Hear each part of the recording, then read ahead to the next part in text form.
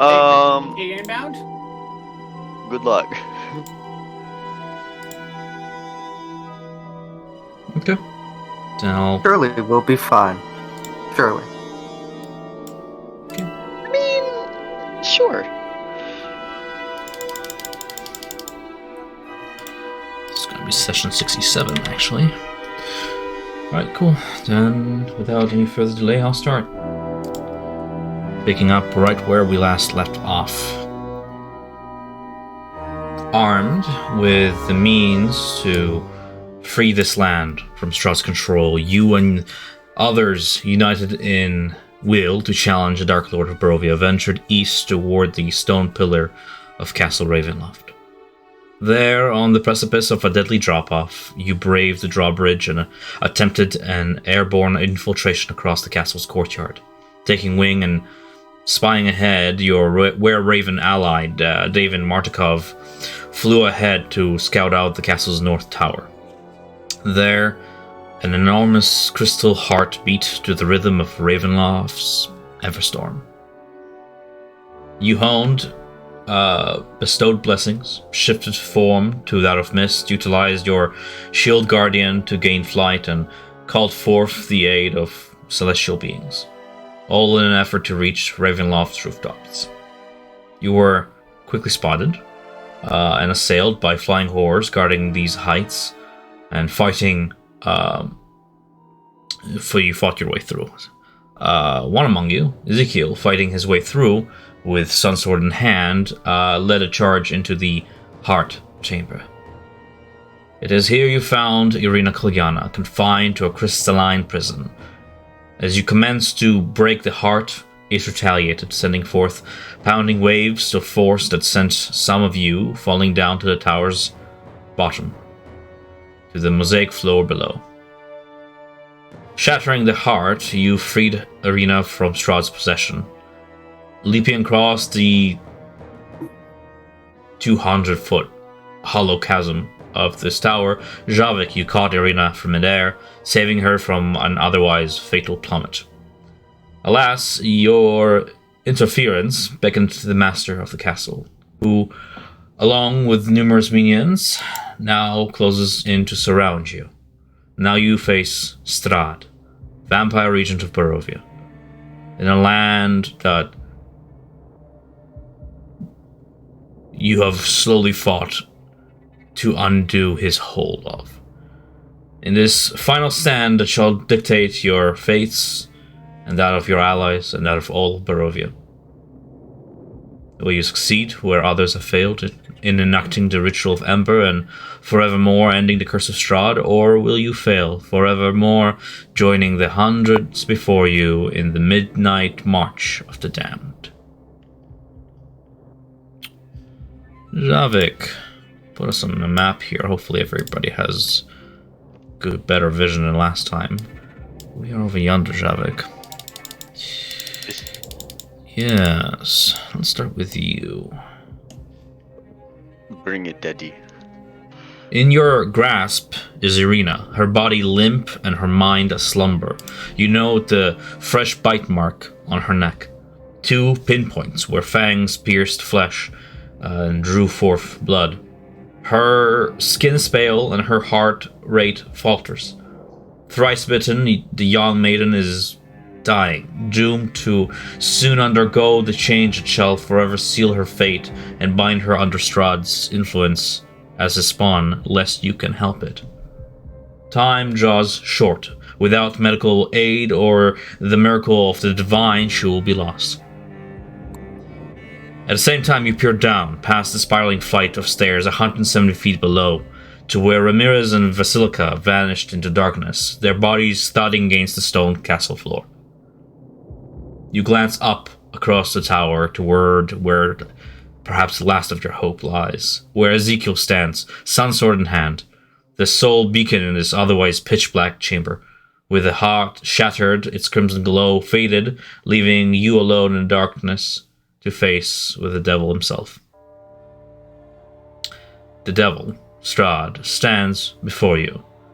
His feet are planted upon the vertical surface of the side of the stairs, his body seemingly defying gravity. His regal cape drips over his shoulders and water falls down toward the ground. In his wake flutter hundreds of dire bats, seemingly shielding him from the sun's light and veiling a shadow over him. From this dark, the nonplussed visage of Strahd von Zarovich studies you with eyes red with cold rage. You see he wears a set of full-plate armor befitting a king, its scarlet surface accented with gold and a steady stream of mist seeping from every open crevice.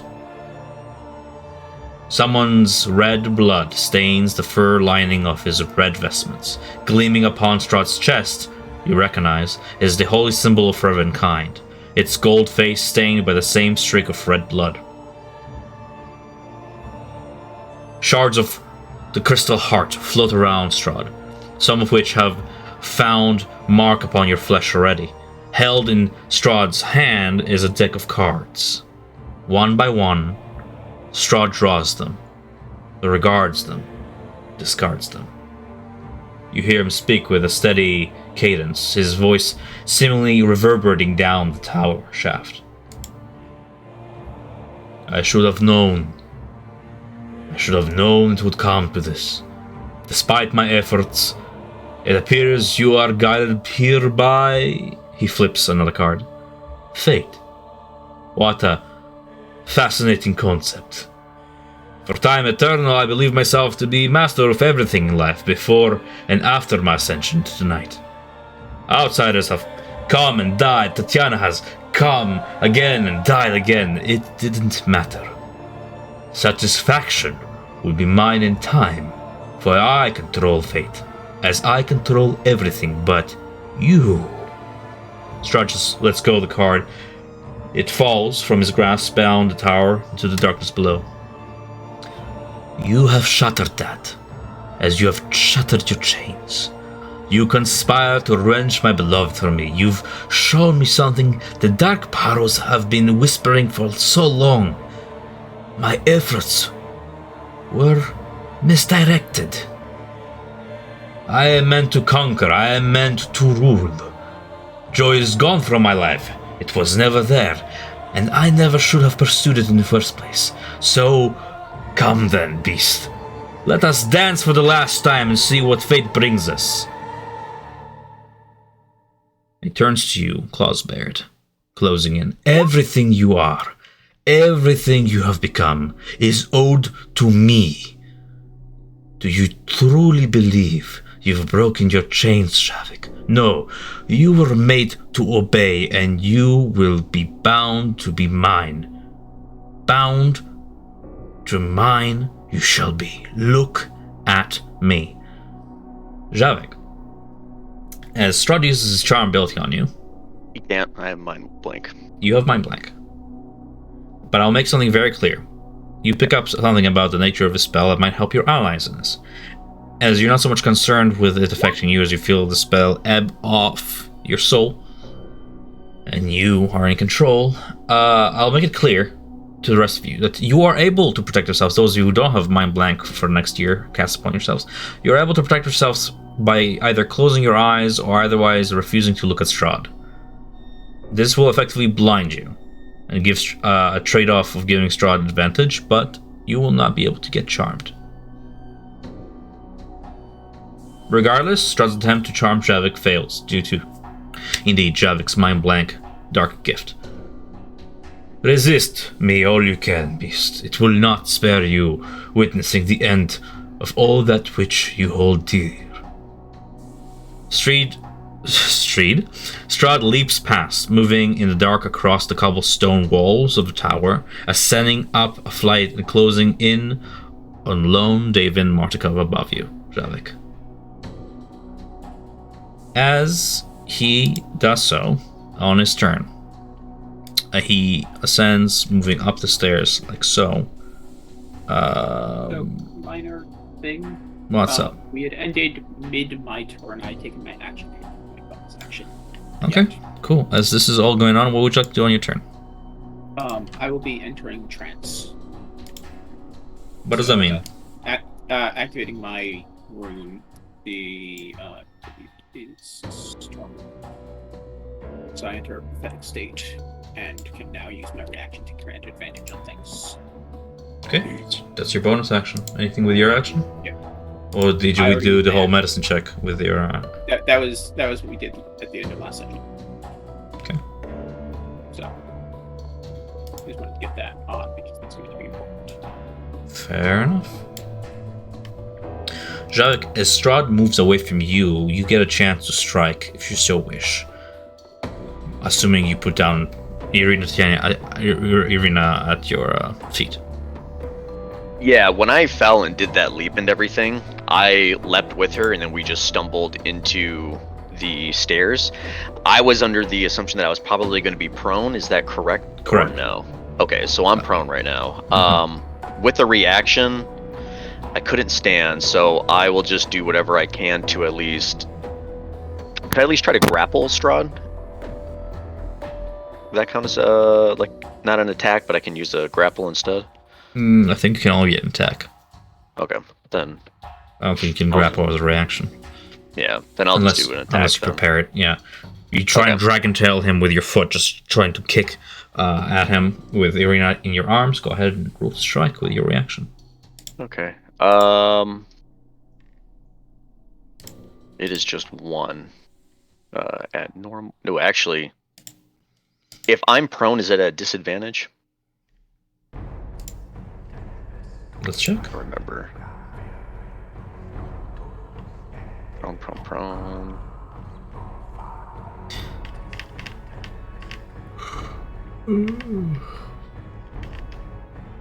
Yeah, I have disadvantage. Alright, let me toggle that. 19 still. 19 does not hit. Oof! Oh Okay. god. Alright, that's As you kick with your bare foot with all your might, you hear the clank as you hit armor. Strahd moves out of your reach and into the wall, and then past it. Out of sight.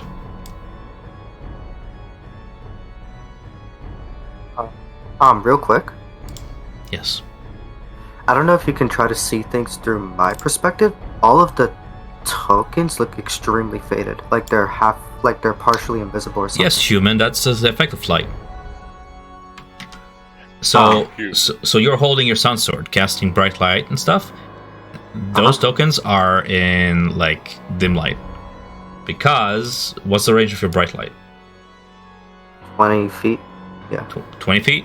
So it ends like here, right? And from here on in, it's just dim light. That's what dim light looks like. Okay. You are the sole source of light now that the heart is shattered. Before the tower was illuminated. With that being said, Vasilka, you are up. For start, like I'll stand from the stairs.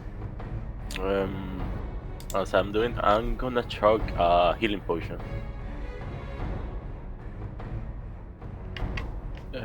Healing potion is action, right? It's a bonus action if you use it on yourself. I think that's what we agreed on. Okay. That's what I wanted to know. So I'll use that superior healing potion. So 8d4 plus 8.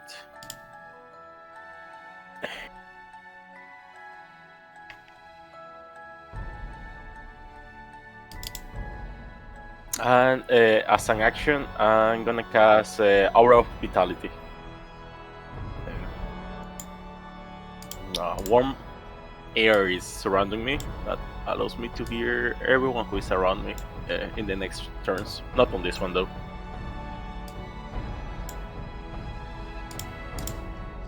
Interesting from you. Until the spell ends and hour moves with you centered on your point, you can use your bonus action to cause creatures. One creature, okay. Okay, yeah. I'll put that aura on you. It is how 30 feet? Let's do 30 feet aura. And color like a nice dark green for me to know that's health based. Why not? Let's make it visible to other players. There we go. Did it not? Did you do that? I was changing my hair at the moment, sorry. Yeah, that's what. Let me put it. Or that. Okay. Oh, Alrighty then. I'll just move out of the stairs. The door is to the right side. Okay. I'll just get in this spot at the moment. That's it. Action, bonus action. That's it. Okay. In Strahd's wake, Javik. Just changing the music a little bit. In Strahd's wake are left a swarm of bats shielding him. They close in on your position, half of them flying towards you and the other half flying to attack the only one source of flight here. Against you then, Javik, it's gonna be, you're still prone, unfortunately. Swarm of bats is gonna roll against you twice. For a total of 1 attack for 17. I don't think it's old nuisance to you at this point, right? No. Now, animate object. I need to remember that because I didn't roll for its initiative. Let me just. I think it goes after you. No? It goes after Strahd, doesn't it? Yeah. Mm-hmm. Yes. I'm just gonna have it on the initiative so I don't forget it because a lot to track. But that's fine. Strahd and then these object. It's fine. It was not gonna attack with Silka anyways. Okay, Heart of Sorrow shards. There we go. Which I also have the token for. And let's test this out. How would I roll with advantage the way we rolled it last session for 10 objects? For 10 constructs, rather. It was like... With advantage? Yeah. Against prone. I don't. The trick I know for rolling and checking big numbers doesn't. Roll 20. That you can still Roll roll. advantage.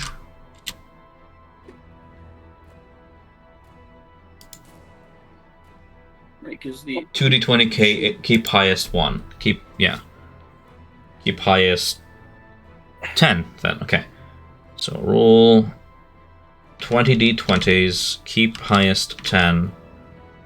And we're just gonna, I'm not gonna count successes, I'm just gonna see them against Javik's armor class of 21.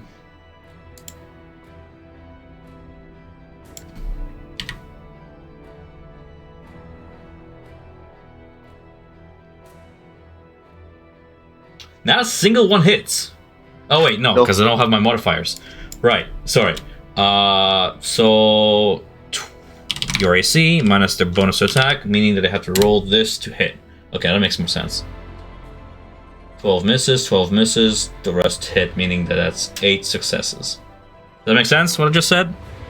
I took 21, your AC, I minus it by their attack bonus, I got 13. Right? That's their target to hit.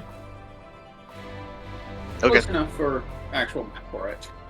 Okay, so that's 8 hits from the little shards, which is petty damage against you, Javik. Are you still raging? Yes, because Okay. I just made an attack. So let me roll this 8 times. 1, 2, 3, 4. Oh, wait. Guess it doesn't roll the damage. 1, 2, 3, 4. 1, 2, What's Javik's AC? 3. 21. 21. They have a +8 to hit? Correct. I only counted 7 hits, not 8.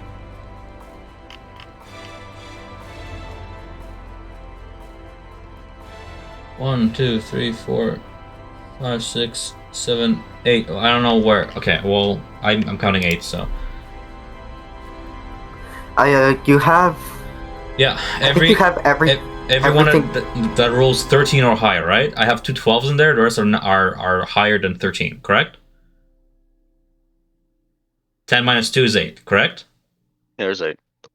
Okay, cool. Moving on, because this is the one thing that slow down combat. It is a total of 49 piercing damage, avec mundane, however. So Oh, are you counting both those 17s as a hit? why would I not count both those 17s as a hit? Oh, I thought because since it was with advantage, I thought every 2 rolls was counted as 1 attack. And so both those 17s would be like the 1 attack with advantage, and I was counting that as 1 hit.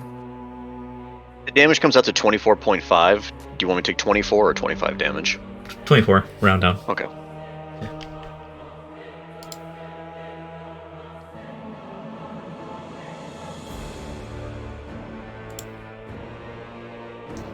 Okay, cool. So,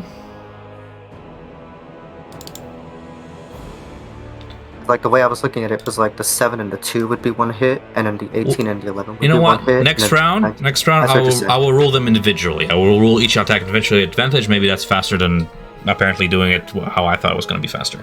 There are the 3 bat swarms against you, Julian. Let me just check if they can move that distance. Yes. Okay. 1, 2, and a third. Just makes it. Okay. For a total of 3 hits against your AC. I have None of them hit. None of them Oh hit? wait, 20. Wait, do they have advantage? No? Why would I have advantage? Just double checking. None of them Nope. hit. That'll be that. Javik, go ahead. First I'm gonna stand up. And like how you said, I noticed how Irina, like her breathing is paced and slowing the wound marks and everything. And with Strahd's monologue, I'm just gonna start like a low chuckle laugh, and it starts to just get higher and higher. And it just starts saying, all of this is your fault. You put yourself in this situation, and come fight me. Don't be a bitch. But I look to Ezekiel, or he's the closest one, and I'd say she's already starting to turn, and I have nothing for her. I'll help her. I can't see because the way the light's casting, but Flip into darkness. nah, never mind. 20. That direction toward the this- left, the stairs go down.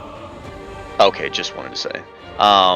This creature here, I can't really tell what it is. Is that a whole layer below me, or? That vampire spawn, that couple, Yes. are running up from the bottom up these stairs, and they're below this flight. They're before you. They're veiled from Ezekiel. Okay. Does that make sense? It kinda. It's hard to tell. This is their roof. These stairs. Yeah, are the yeah, that's what I roof? figured. Yes. Yeah. Okay. And then they need, in order to get to me, they need to run in what direction? To the Just up the clockwise? stairs like this, clockwise. Yeah. 25 Oh, towards okay. you. Yeah. Oh, well then. Let's. But make that. they're flaying. You can clearly see they're flaying the symbol of Freaking Kind. They're turned.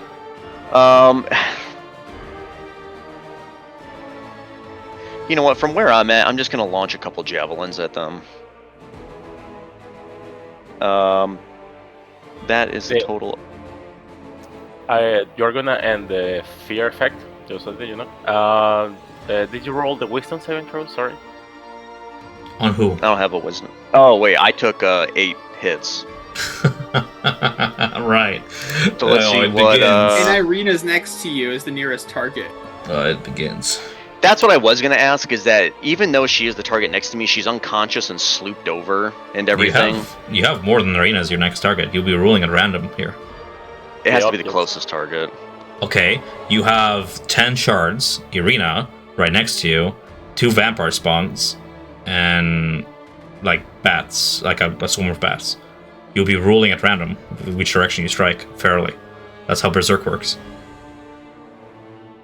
Yeah, I think it says I have to attack the closest target to me, and if there's more than 2, then it's random. But if she's closest to me, but if she's slumped on the ground, then she's. I'm confused. Whatever, to Why me. is she closest to you compared to everybody else? They're all 5 feet away from you. I can't see. It's Oh, dark. okay. I have darkness on here. Okay. I can only see her, and then Let me the put vampire at spawn that's down least this a hill. 5-foot circle around you. That way you can see at least 5 feet around you Yeah, for that 'cause I part. can't see anything. Is this better? Yes, much better. Let's do 10. Just for fairness sake. You're not casting light, but at least you can fucking tell what's around you. Okay. Zavik would actually have the dagger. Actually, did we lose the Moonglow dagger, Zavik? No, I You have even it. had that. So that But I'm not. I don't have it out in my hand though. Okay. So, all right, then this is closest. This one, this creature right here, she'll take the effect. She'll take 2 Vorpal Claw hits. How'd you roll the randomness? I mean, I can roll at random. I just picked. Oh, picking is not random though. So what I'm doing is I'm doing 1, 2. I'm gonna do 1, 2, 3. I'm gonna do a numpad. I'm doing a 1d8 essentially. Yep. Like it's starting with like a numpad. Yep, it's Irina. Oh well. Um, that was your system, I suppose. I just did a numpad. That's the easiest. That's fine. So, well, what happens 17. Okay, well, question then. What happens if you roll a 5? Well, then I just re-roll. I can't attack myself. Fair enough. 17 and a 24 to hit her.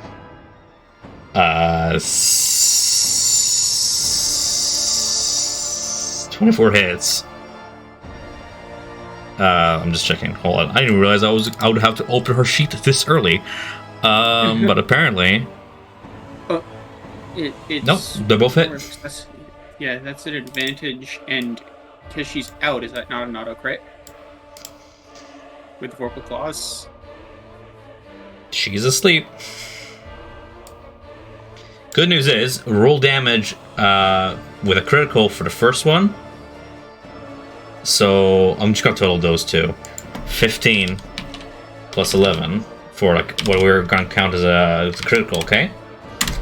And then she wakes up. So no longer asleep, but damaged. She wakes up with a gasp of pain as you stab into her fairly. She takes a total of 26 damage and still alive. Do you want to re-roll for another target, or do you have to attack the same target with both hits? Has to be the target with both hits. That's very unfortunate. Go ahead, roll. And I'm assuming that you got up from prone as well, yeah? Yeah, I mentioned that. Yeah, it's fine. I'm just removing tokens off your token symbols. Nice. Okay, fair enough. A part of you controls the beast and retracts back your hand, bloodied, but she's awake and conscious. And initiative. Deathly pale, and now bleeding out from the wounds as well. Does that berserk? It lasts until you save against it, correct? At the end of my turn. That at the end of your turn, go ahead and save against it unless you want to do anything else. Nope. Okay, that's truly unfortunate. I'm gonna put a little pissed off icon on you just to indicate that that's happening. Alright then, anything else on your turn? Nope, that's it. It's unfortunate. Okay. Vampire Spawn spend the entire turn as the duration of the... Like, there's been an entire turn fleeing up the tower away from where they first got feared from at their full speed dashing. Again, speak to me out loud. I'm not reading chat. I just happen to look over. What's your question? No. I'm asking the party. Just how tall are the guys? 170 Yeah, from the bottom. Everyone else is like 50 to 90 feet up. Is where Zavik is. Yeah. Alrighty, Javik, you have your reaction. Should you wish to take it, can you take your reaction while you're berserking? Yeah, I still have my reactions. You can attack one of the vampire spawns fleeing away from you as they flee up the tower if you so wish. No. No? Okay. Then they flee up to upper level. That is all they can do. In theory, I just made 2 macros for you for the shards if you want, that you should be able to see and use, that will roll 8 attacks, either at advantage or normal damage for you. Cool. Thanks. Ezekiel, it is your turn.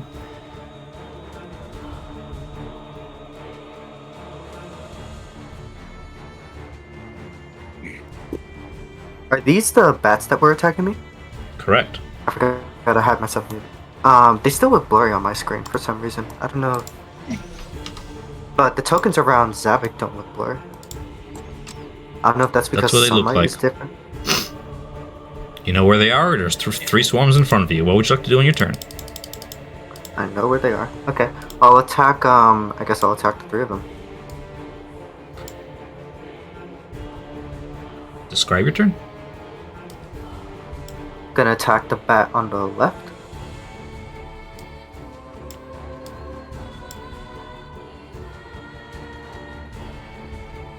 A 17 hits the swarm. You cleave through it with your sun sword, shearing away the rings. Go ahead and roll damage. Are they undead bat? They are not. It's regular bat. So it's just 9 radiant damage? Fair enough. Blooding the first swarm as you cleave, sending an area of them 6, 7, 8 singed bats down into the darkness below.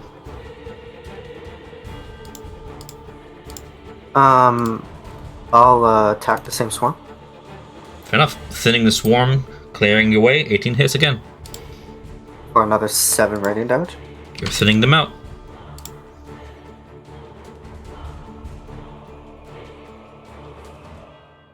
And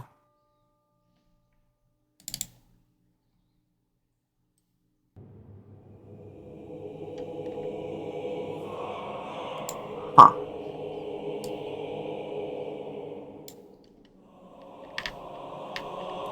Okay, I'll attack the middle one with my hasted action. I was looking to see if haste allows you to take the dodge action with your hasted action, but it does not. And you said they're not undead bats? They're not fiendish bats either? They don't seem to be taking the same sizzling effect that undead do. Not fiendish. 27 hits. Okay. And I will smite it for 21 damage. Which one? The one that you already bloodied? No, the one in the middle. The one in the middle for a total of 21 damage. Fair enough. Bloodied. Thinned and bloodied, reducing their numbers. Bear with me, I need to update their token because I have the same creature. They're linked in HP, essentially is what I'm saying. Hold on. It's my turn. Oh, okay, fair enough. Just give me 2 seconds here. That one was at this much health, and that one was at full health because it wasn't attacked yet. There we go, now they have the separate healths. I was updating the health of one and it was changing it for all of them, and it was really annoying. Alright, Javik, you see Runa rise from the ground. She can't rise. She's 5 exhausted. She has a speed of 0. She's on the ground, prone, bleeding out, weak. Her eyes flutter open and look towards you in horror. She's trying to crawl back up the stairs, but she can't move. She's at exhaustion 5, meaning that her movement speed is 0, disadvantage on ability checks and attacks. Her hit points maximum is reduced by half. She is at 1 HP. That was a very lucky strike. Wow. She can always dodge. No.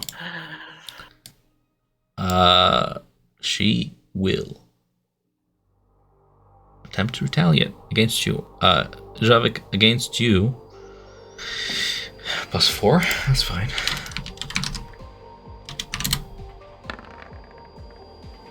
A very weak slap against your side as you see that she doesn't have a weapon on her.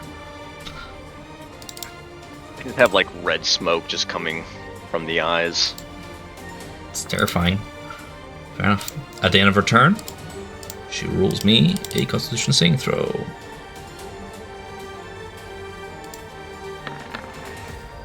Nice. Her exhaustion goes down by 1. As the effects of this trance that she was put in within the heart quelled. It is now the Shield Guardian's turn. Being this far away from its master, I believe it just simply follows the last command it was given, which is rejoin up with the others. The Shield Guardian is currently... We communicate by telepathy. Fair enough. But yeah, like he's gonna follow the same command. But he's gonna take this route, so I'm gonna move my token for a moment because I cannot see. Well, And the fact that you can't see can be remedied. You are controlling it, therefore you would have its vision, correct? yes, I think You, it's the dark. player, will have the token controls vision. It has 60 feet dark vision and 10 feet blind sight. Okay. So let's do that. Let's do token edit, light, has vision, 60 feet. Is it dark, right? Yes, dark. Dimming 30. Do you see now? Yes, now I see. The Shield Guardian is gonna run next to Davian. Okay. He's gonna get beautiful here, and he's gonna dash. Oh wow, the jump is needed for it to be 15. 18. I won't be able to roll. Okay. His strength is 18. I want him to jump this gap. Can he do it? You're saying this throw gap, but you're not showing me what you're trying to jump Oh, sorry, I'm not showing. with a I'm ruler. I want him to jump this gap. Okay. Does it exceed his long jump? Yes, it's 18. It also exceeds his total movement. He only has 30 feet of movement. You already moved. He's dashing. That's it. Like if he jumps, he will be dashing. So, okay. And it exceeds. Okay. Let's do. He has mad skill checks. Holy shit. Plus 17 to Arcana. That's insane. Wait, no. Sorry. Oops. That's Strahd. Yeah. Oops. Wrong sheet. I was like. I'll take having that. Thank you very much. Okay. Your shield guardian will jump and land, like just past Javik, pretty much missing a flight and taking damage on the way down. Beautiful. Okay, so I'm gonna edit here, which is essentially, I know it's confusing because the map has verticality, but imagine the shield guardian is below this flight of stairs. Does that make sense? Mm-hmm. Okay. To do that, I'm gonna go ahead and put a little minus 20 on its token. A little, there we go. It's 20 feet down below that, and it took damage. Yeah, and you say it's below Savik, right? Well, it's stripes. It's like 10 feet from him. Okay. It's below the flight of stairs upon which I put the token on because I can't remove that from the map. Good. It's just to have like an idea for next turn. But it took some damage. There's a groaning creak of metal as it tries to catch the flight where you were aiming, but missed it. Crash landing onto those stairs, destroying some of them. That's its movement action. Anything else on its turn? No. Making sure I'm not skipping anybody. Ramirez. Okay. So I will go ahead and basically try and dash over to the wall and then the wall as far as I can.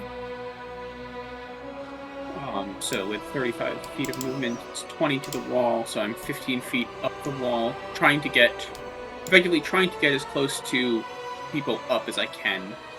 You start That's crawling, good. make sure you write on the map how high you are off the map. It'll be easier for me to track. Okay, yeah. I think Davian is not in initiative. Thank you. I was wondering why it was so quiet with Davian. That's fine, he rolled low anyways. He gets to act right before Ramirez. Yeah. And I will go ahead and launch 2 Eldritch Blasts at the bats, and it's going to be one of the bats next to Stavik because I can't hit the ones up at his. What's the range on Eldritch Blast? 120. 120. They are 170 feet off the ground level, that's where you rose from. 170 minus the 15 feet that you rose will be a total of 155 feet above you. The ones with Savik? Savik's like 90 feet down the tower, right? Okay. Let me show No, you. because I jumped from the base. Let me from show where you we the came heights. in. Maybe they're off the map. There you go. Because I thought the total height of the tower was 200. Cool. Okay. Let's do this then. I'll put this on the map. There we are. Okay, I'll accept it. Sure, I do. 260 for the heart tower is the total height of it, right? Okay. Okay. I believe We came in at 100. We came in at 190 feet. 190 is where. Yeah, that's correct. How I labeled it is correct. 190 is where Davian Martikov is standing, and Javik just leaped down 20 feet. Okay, I thought he went down much further. Okay. Then We're taking a lot more damage. Then action dash to go up. So I'll be yeah, so I'm now 40. How far am I from the 50 feet floor? up. From the ground floor? You're on the 170 I'm- level. I'm at the 170 Yeah. level. Okay. So Yes. I will climb up total of 50 feet up the wall. With an action dash. And I'll go ahead and second wind.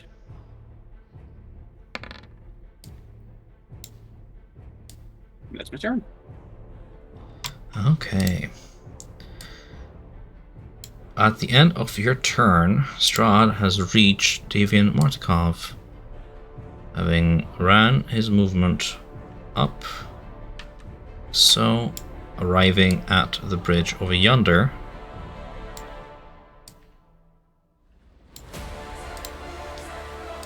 Okay, he's gonna start his turn right behind him, and it's gonna be top of the round on his turn. Thankfully, he doesn't get to use his legendary actions for attacks, but it is his turn. No, it's Davian's turn. We skip it. Correct. Davian, before Strahd even chose... no, just whatever. Sure, we'll just keep it sequential. Davian is going to attempt to defend himself in Raven form. You just hear more fighting from upstairs because nobody's within that visual.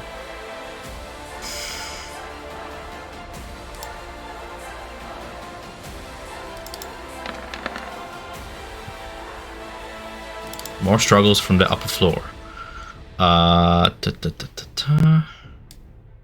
Big turns coming up. As Strahd leaps back into the tower, moving in the dark across the cobblestone, the walls, onto the floor, ascending up and more toward David Martikov, you hear his voice from up. Time to clip your wings, old man. As he jumps behind cover of the stairs, shielding himself from the sun's light effectively from below, he glares down at his target. Let's go ahead with a grappling strike. 28 to hit for 15 necrotic and grappled.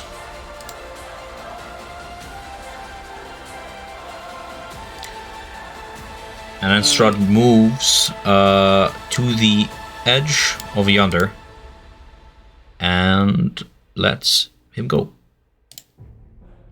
You watch Davian plummet from the top all the way down to the bottom of the stairs. Isn't he in a Raven form? Can't you fly? And on his turn, He doesn't have cover. Yeah, in his turn. Correct. he doesn't have hover. Right. On his turn, he can. But he's also, I mean, you know, this is what it is.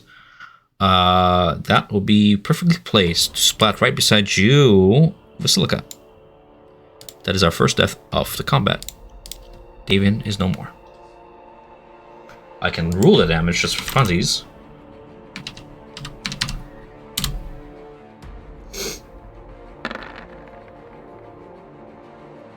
Cool. And I can guarantee you he did not have that much health. Are you sure?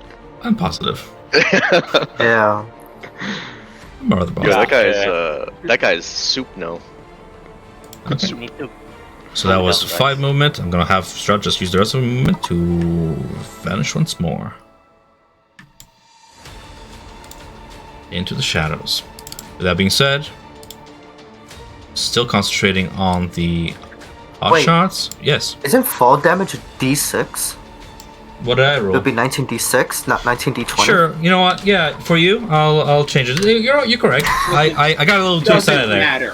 I got too excited there. I was dead. like, that one. He's dead I was anyway. thinking that 189 seems really high because Me too, Ezekiel but probably you know, should have died when whatever. he fell. Tired after work. I'm glad you're catching things. What was that macro you want to show me with the Heart of Sorrow shards? So there should be 2 new macros, assuming you can see my macros that I added into this game, called Shard Attack Advantage and Shard Attack Normal. I'm pretty sure the macros are only yours. Really? Yeah, you can just paste it into Steam. I thought... You can just paste it into Steam, into Discord if you want. Sure. That's what it does. It's literally just that. Okay. It's out of formatted, but that's fine. Attack. So that's rolling normal at +8, which is... And then it has the damage or die. Okay, so against you, Javik, once more, Shard's attack. You know what? Not all of them. I'll just save some of his rules. I'm gonna split them in half here. Let's do 5 and 5. So they can move. What's their movement? Okay, let's have them move. If it's 5, across 10, 15, 20, 25, 30. Okay, and that's going to be equal distance, so I'm going to place 5 shards equidistantly like so, in an array about to assault you, Ezekiel. I'm going to have 5 shards. By the way, Javik, these are damageable. I don't know if that matters to you, but I have 5 shards placed like this. For my sanity's sake. Come on. That's better. It's more manageable. Yeah. Yeah, Sadik, like if you had that many shards before, it's 1 roll per shard, not per square, just for the future, if you want. He did it. Okay. Sorry guys, I'm just handling things. So what did we rule there with yours? 25 to hit, hits for 7 piercing damage. That's not gonna work. I have to total them. So I still have to do work. Then we have 9 natural 1 misses, 16 misses, 10 misses, 9 misses, 19 misses, 10 misses. Just one of them hits for 7 piercing damage, halved. That's a Javik. Easy turn for you. Oh, wait, no. Why am I taking all of them? It's just the fucking first 5. I'm so confused. Sorry, man. I'm not gonna use my macro. Thank you for the effort, but it's more. Okay. It's confusing me more than anything. Javik just 7 piercing damage, halved, and that's the end of the Heart of Sorrow shards. As the rest of the swarm simply use their turn to move. I'm gonna have them dash. Why not? Just for the sake of being in position for next turn. Because constructs can dash. For the bat swarms, starting with you, Ezekiel, we have 3 remaining surrounding you. This is simple. The ones you thinned out are a little bit weaker, so I'm going to be ruling them with half HP modifiers. As they each harry you, moving into your space and then out of it. It's going to be 1, 2, and 3. More nuisance than anything, trying to drop your concentration. Then against... Yep, and then against you, Javik, just the 2 remaining swarms that are at full capacity. Don't just herring hits against your armor. You tank it. Basilica. Just seeing the bloody body just dropping in front of me, noticing is Fabian, I'll crash to the ground and pick a diamond from my backpack and put it on his chest and show it as I put some fire on it. I'm reviving this guy. Your tank has just begun. Is he actually dead? Did he have less than 34 HP? Yes, bro, he died. He was injured from the before, and he got hit by 30, I think, or 25, and plus the fall. He's dead, but he's alive back now as you quickly react and press the diamond. It shatters into pieces, then dusts off, and the dust becomes black, and stretches himself across his body, and leaving a scorching mark of diamonds, almost like a explosion outwards tattoo upon his chest. He returns. He was in the process of reverting back to from raven form to human form, because that's what happens when they die. And as he returns to human form, he gasps for air, alive once more. And I'll just tell him, like, stay behind us. Don't fight. If you have to run, if you have to. No, I still got fight in me, lass. Oh, quite a tumble. We will need help of the others. I shall fetch the others. They await my signal. I did not expect this ambush. And he is in the process of getting back on his feet at 1 HP. Fair enough. Anything else on your turn? Yeah, I'm gonna use Aura of Vitality. The bonus action of Aura of Vitality is 2d6. Ramirez, you are really far away, right? Yes, you are I'm 50 feet up. Yeah, you are out of range. Right there. I'm gonna use it on myself. Okay. Quick question. I'm curious. How did you add a border to your? Oh, they added borders now for text. That's cool. That's cool. I noticed that little 50 feet had a black border around it. I was like, how did you do that? It's cool. Thank you, Roll20, for adding that. Okay, cool. That'll be all for your turn, Vasilka? Yes, all from me. Javik. Okay. I'm going to roll at random. I placed them around you so it's easier to do the whole sundial of death thing going on here. Yeah, so what I'm going to do from top left being 1, bottom right being 8. That way it just keeps it easier. Yeah, sure. 3. So this one? Yep, top right. Roll to strike. These are tiny, 24 for 12. dexterous, fast-moving projectiles, but you just snap them out of the air for 12 damage, shattering half the crystal as it sort of spins in half gravity. It's still alive, but it's essentially bloodied for a crystal. You still have your second strike against it. That also hits. 15. That does it. 1 shatters. And I don't really have much of anything else. Bonus action. No.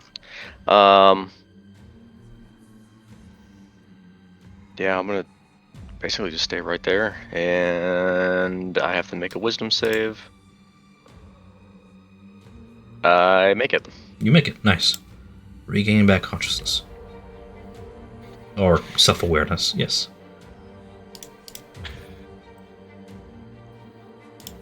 Vampire spawn are effectively out of combat for another 7 rounds. Still fleeing. Nobody engaged them, so they're gonna flee away from tower. It's Ezekiel's turn. Oops. Alright. You mentioned that I'm like 170 feet up, so I'm 20 feet from the top. Correct. And I know Strahd's up there because he just pushed Davian down. I'm gonna use my hasted action to disengage. We're gonna run 50 feet here. I see that my Zavik and the armor are in the way. I'm gonna bonus action to Misty Step. The armor is below you. Oh, the armor's below me. Yeah, you're heading up, they're below you. And is Navik not also below? Yes, he is.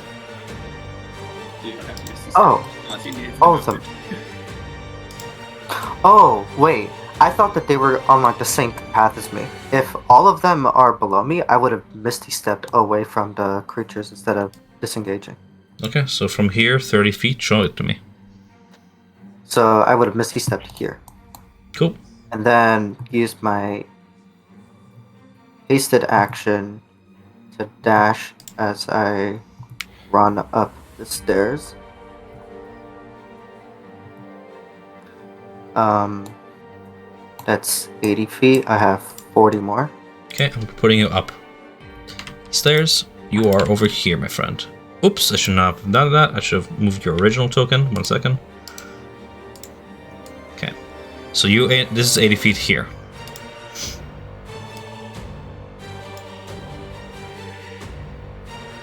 Is there a vampire spawn here?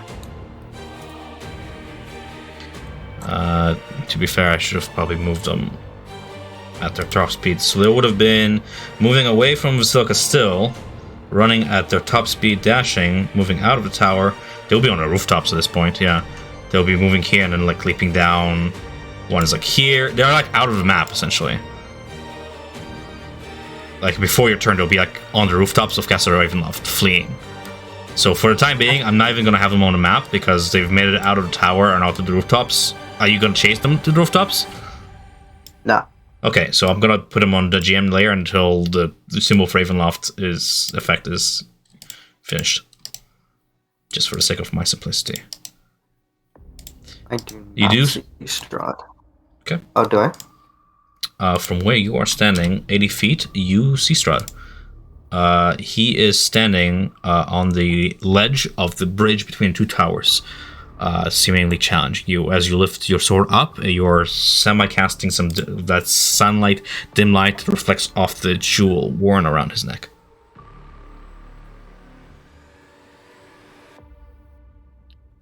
Still have more movement.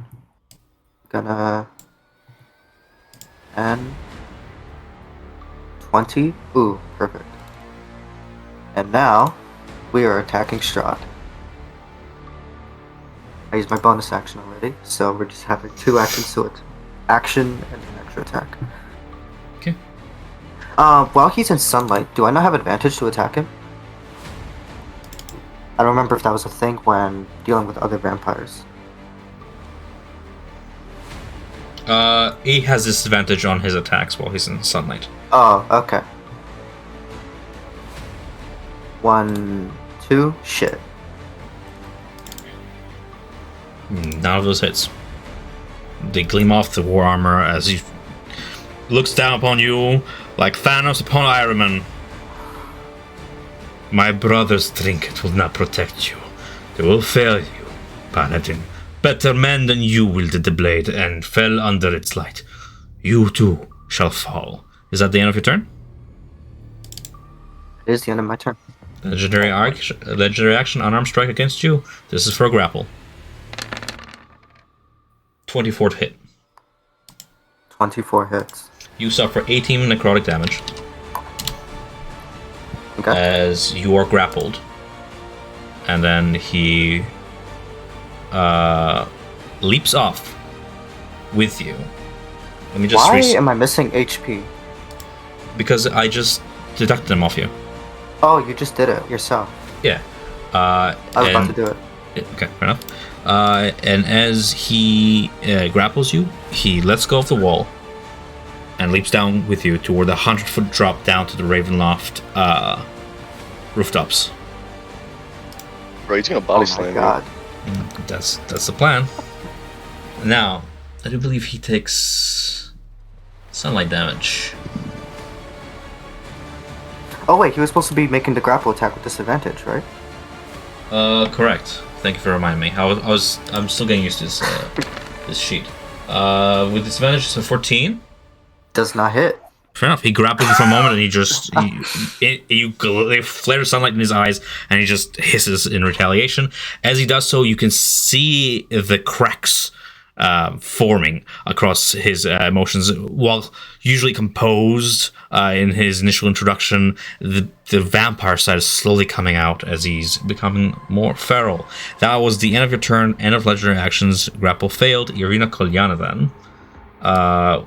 Now having a speed is gonna get up and flee down the stairs away from Javik, pushing past or attempting to.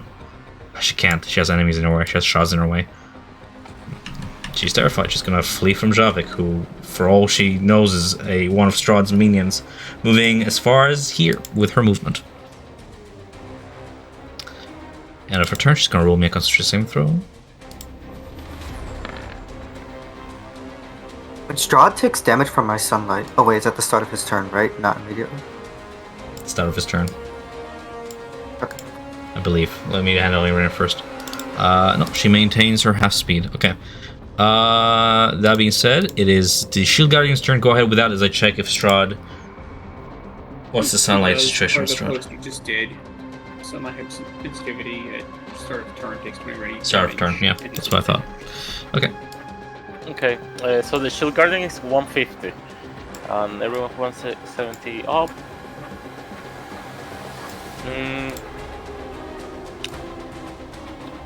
He will be keeping. He will go up. Try to go up. I think it's this way. 30 here. Oh my god, this is not taking us anywhere. Yeah, he will try to reach the Savik. Here, dash it. That's his. Are you trying solo. to reach Javik? Yes, I'm trying to. Okay, reach at the beginning of your turn, you were here. You were on the same level as Javik, correct? I'm at the same. Okay, easy. Yeah. Moving. Yeah. Okay. Yeah. Sorry, I didn't understand that. He's gonna try. Yeah, I can move through there. Half speed. I think I can make it. Can I share the space with Savik? You No, cannot right? make it through enemy spaces.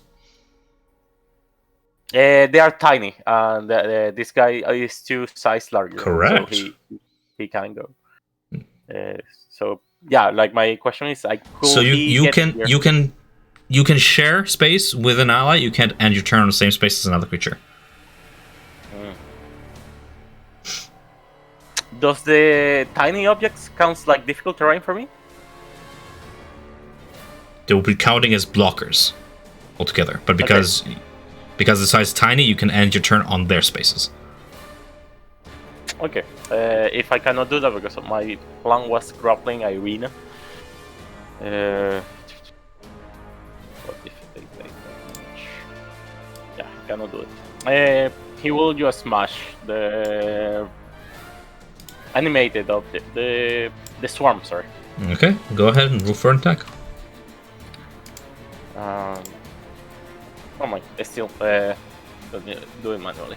1d7, 1d20 plus 7. At advantage because you're flanking it. Okay. 26, I think that hits. Oh, not 20. So 26. And you're doing this one or the thigh bone? Fist. Fist? For a critical? Yes, critical. That's a 2 additional d6 on top of that. For a total of 25 damage. You shatter this one. Now the other one. The one on top. Fair enough. 21. 21 hits. Another fist attack. Yeah, fist attack. Sure. If you want, I can quicken it by just rolling it myself. 12 biology damage. That wounds it, shattering pieces of it, but it's still levitating between you and Javik. Anything else on the Shield Guardian's turn? No, that's all. Fair enough. David Martikov gets up onto his feet and uses his action to shift into Raven form, and with the rest of his movement, takes off looking for. I shall return. I'll get the others. They're on standby. We need numbers. And so he's gonna move this far, shifted, and he's gonna get on that. I'm gonna have to logistics my way around, try and find a window, because this tower does not have any. He's not gonna go back into the fray. Fair enough. With him getting back up, it's Ramirez's turn. Okay, climbing another 35 feet, so I'm now at 85 feet, which does put me in 120 foot range of Zavik's level. 2 Eldritch Blasts at the bat swarm between Zavik and between Zavik and Irina. Okay. The first one hits, and the second one hits as well. 8, and then the following 12 for a total of 20 force damage. The swarm is thinned to mere couple numbers.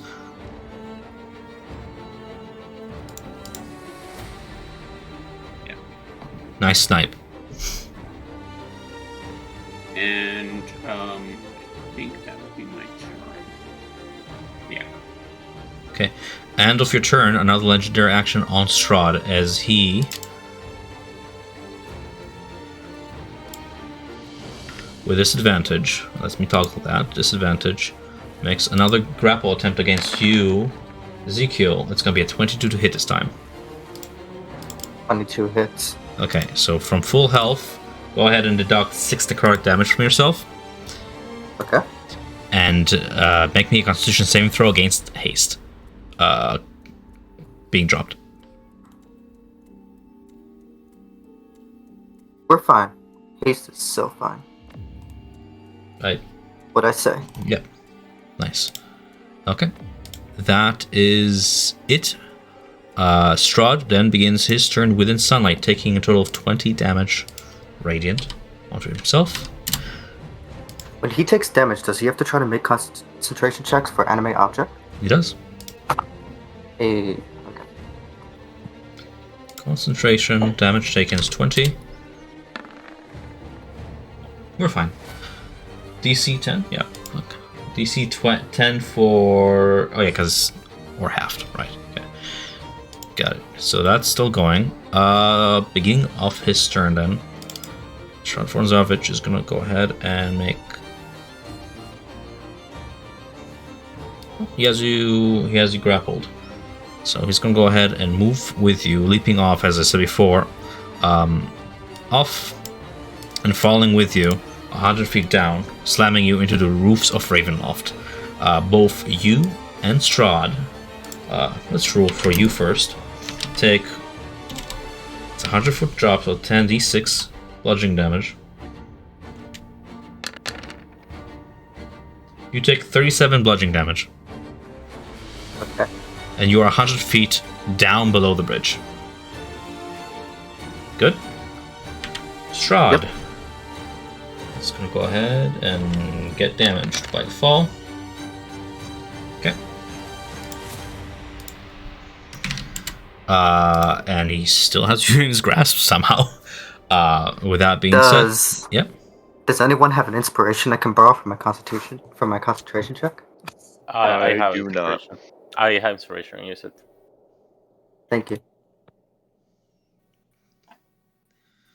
The thought of Vasilka's sacrifice leaping onto that heart, all she's done, inspires you to reroll that concentration saving throw. Fuck! Oh my god. So you drop, becoming immediately lethargic. You drop haste. What does that entail? Can you read it out loud to me so we're clear? Yeah. I am lethargic, which creature ends can't move or take actions until its next turn.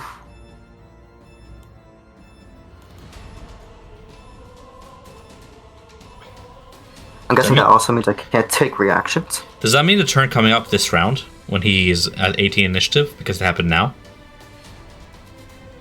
Wait, what? Yeah. Yeah, okay.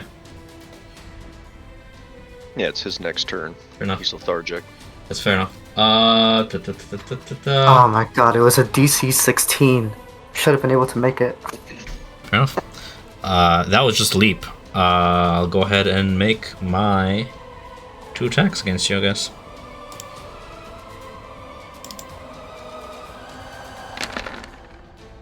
They're with disadvantage. The first one striking for 20. 20 hits. For a total of 8 slashing and 14 necrotic. However, that applies to you. 22 total. Second strike against you, unarmed strike. A disadvantage. For 20 to hit. 20 hits, yeah.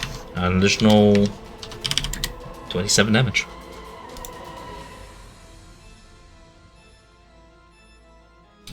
First the old one, then the paladin, then the rest. Alright. Fair enough. End of Strahd's turn. We have Heart of Sorrow shards. Against you, Javik, I have... they're both flanking, so let's do these with advantage. The one to the north, the one to the south are flanking. Oh, what the hell? Why is there another one here? That one is that. Are you... The ones that were across the stairway, are they coming over? I'm just handling them one by one here. So just the one north of you and the one south of you both attack. One attack for 27, the other one attacks for 22. They both hit. Both hit. Total of 16 piercing damage, halved for 8.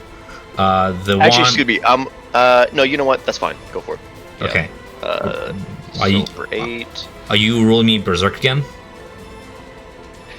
Well, I'm deducting the damage right now, so I'm taking 8 damage from that, and then I need to make a Wisdom on the 2. So 1. Fail the first one. That's fine. It's all about your allies being distant from you. The other one is going to attack the Shield Guardian. For a total of 21 to hit. That's hits. Hits for scratching 8 piercing damage. And this one keeps coming back for some reason, so it's fucking so annoying. Tokens keep reverting back. The other ones will zip downwards to where Ramirez is climbing up. Ramirez, how high up are you from the tower? 85. Bottom. 85? They're not gonna make it to you, but if they're 170 feet, minus their movement of 30 flying, a total of 140. That's what I'm gonna put there.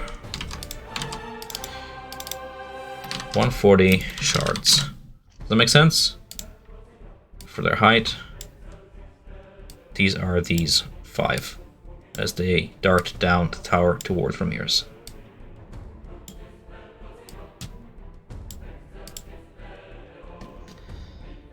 Okay then, who do we have next? Swarms of bats. Starting again with you, Javik. The wounded swarm here that's barely alive is gonna try and harry you along with the other one, so it's gonna be 8 and 14 again. Nope. Nothing for against you. These 3 are gonna attack the Shield Guardian. Just checking to see if they have movement. Okay. Shield Guardian, Harry. Against SAC of 17, I have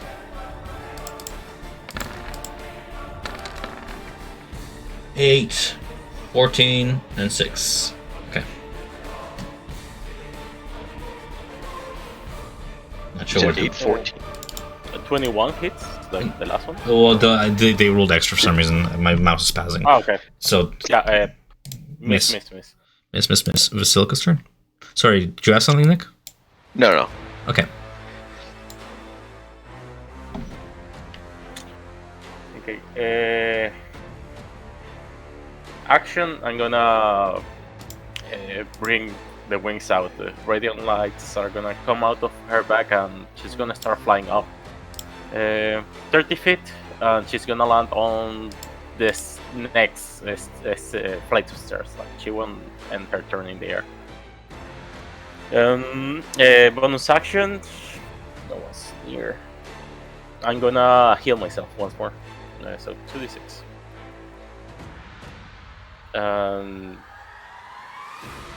Yeah, I'm gonna scream like I'm down. But yeah, that's it. 30 on the air. 30 in the air.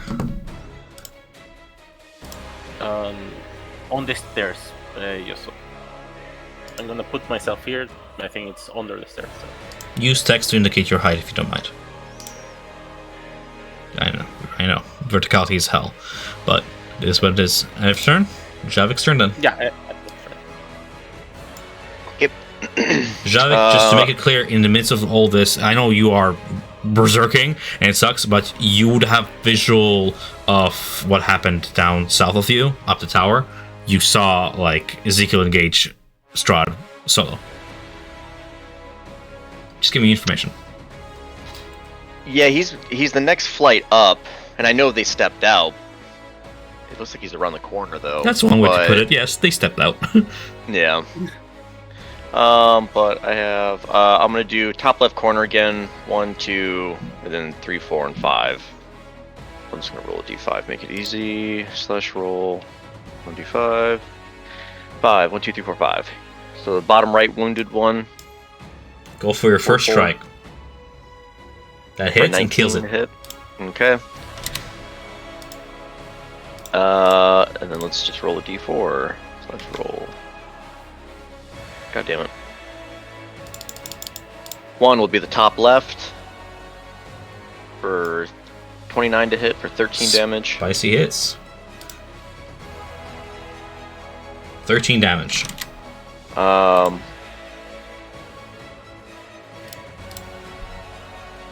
Yeah, you know what? Bonus, I'm just gonna offhand attack with the claws.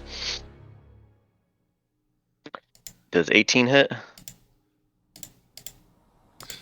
Yes. So that is 4 damage. 4 damage against the upper one. Okay, it's barely up.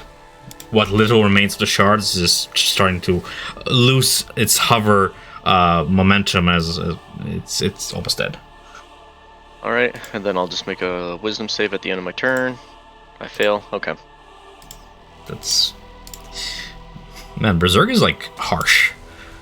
Yep. We learned our lesson this campaign. I'm not using it in other campaigns. It is what it is. You made your choices though. Vampire spawns are irrelevant to this combat apparently.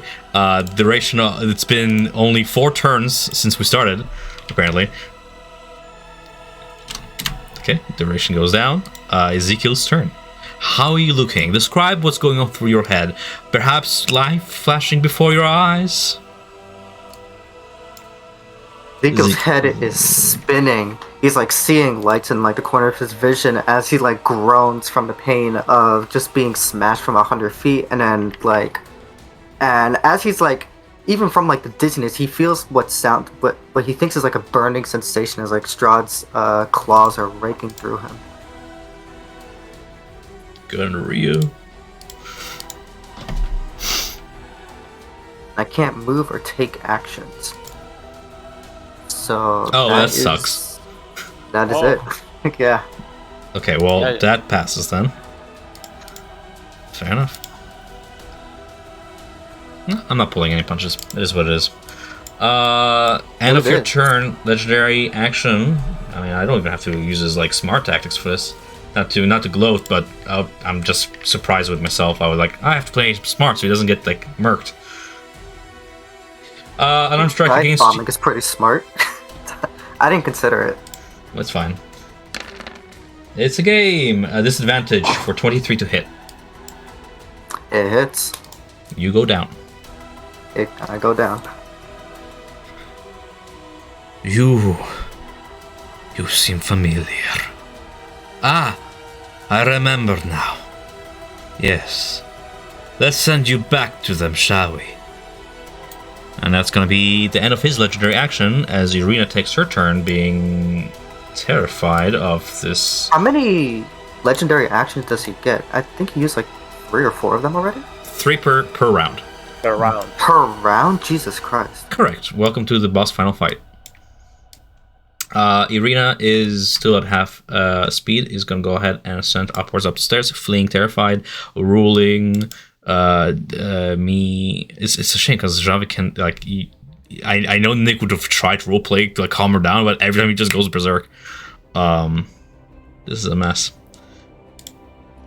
Constitution saving throw against exhaustion. Cool. Her exhaustion goes down by 1 more as she is recovering from the effects of the heart.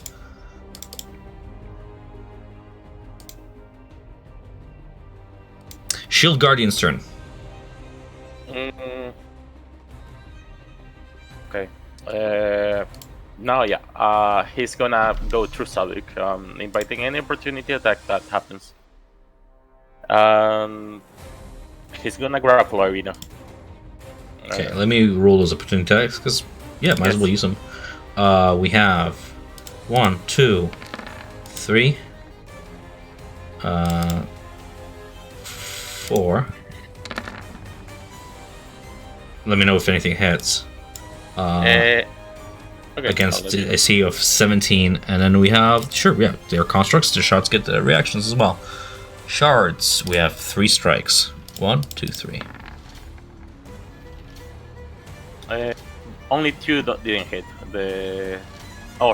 10, 16 didn't hit. And the 8.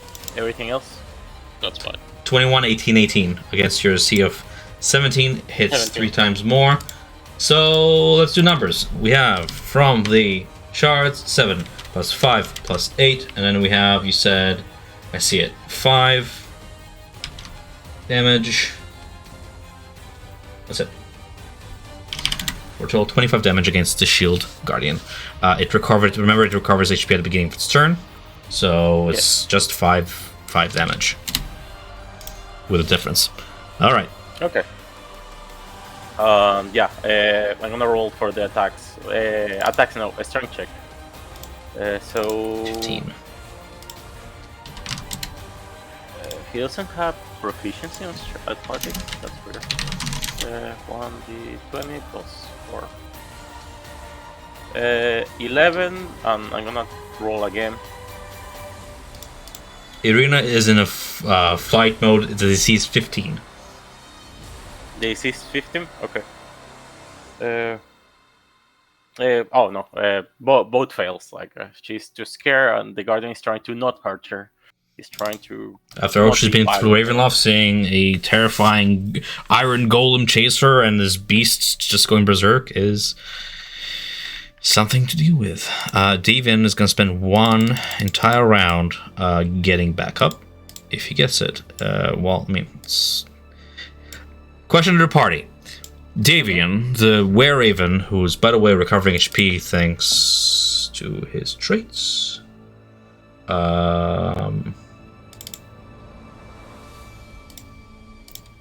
Again, sorry, bear with me. I need to open up the right sheet. Because I had... So, fun fact. Were-ravens got updated with the guide to Ravenloft. Yeah.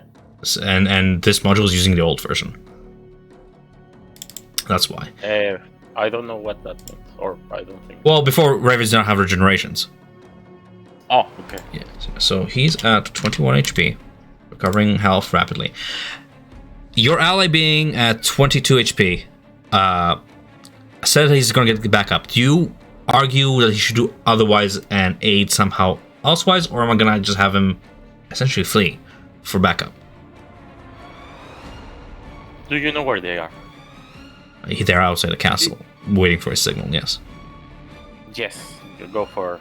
and I'll try to give him a fast description of the inside of the castle if he doesn't know from what we saw on the... You do not have time. This is a labyrinth. We were silent during the entire cart ride because... I know... Okay, yeah, you're right. We were silent during the entire cart ride. Okay, I'm going to do math. How long it's going to take him to get back up, but that happens. Ramirez. Before your turn, because I'm using my legendary actions during the round, it's going to be, I believe, an automatic critical against you, Ezekiel, as Strahd returns you to your party. 2 failed death saving throws. Okay. Okay. That's that. Ramirez, your turn. Running up. Wait, if he's rolling with disadvantage, I believe he doesn't hit. I don't know if somehow he tries to attack It's you an while I'm down. automatic crit because you're unconscious within 5 feet of him. But it's, you don't have to still hit AC? No. No, Okay. he has to hit AC, just like it's a Just- straight roll. Oh, if it hits, Yeah, and it's a if straight it- roll because the sun sword goes out. 23 to hit. But you would have been correct. It has to hit AC. Straight roll. Yeah. So I would make my way up to 120, running the wall more, trying to get in range of Sup and people more. And I will go ahead and throw Eldritch Blasts at the shards that are near me. So 13 to hit and 26 to hit. Can you ping them? Which ones are near you? Which one are you targeting? They're vertical from me, and I can't see anything in the vertical columns. You have them over here, I think. Yes. You had said they came down to 140. I'm at 120. I should be able to see them, but I can't see across the map. Oh, you can't see across the map. Okay. Yeah, no, I can't see anything. You're 120. That's all my fault. Let's put you over here then. There you go. Let's ascend you. You're at 120 on the wall. There you are. That guy first. Or that we're gonna target that guy first, and I'm assuming 8 doesn't fully drop him. 13 does not hit. 26 hits for a total of 11 damage. Okay. And then bonus action will be Giant's Might.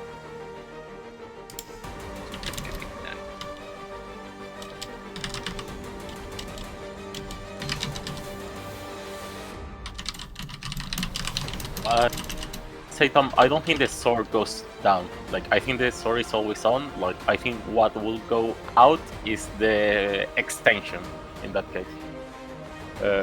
But you know best. I'm just can you make your argument that way the entire party is aware of why? And also, I'm wondering why. Maybe I'm misinterpreting the item. It says the sword's luminous blade emits a bright light in 15 feet.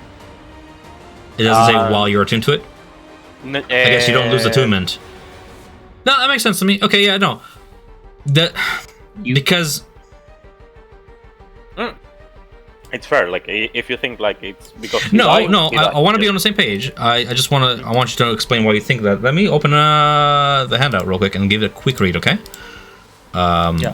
It's just like I see like the Sun Sword is also like sentient, so I don't think it comes from the owner. But yeah, go for it. I didn't understand the last part you said. Sorry. Or like how that's relevant to it being. I understand what you said. Sorry. But let me just read real quick, okay? Sunblade, Sun Sword, 2 item handouts. It's effectively a Sunblade. Requires attunement. You're attuned to it. It's supposed to be something. While grasping the hilt, you can use a bonus action to cause a blade of pure radiance to spring into existence or make the blade disappear. You must grasp the blade to make it disappear or appear. While the blade exists, the magic longsword.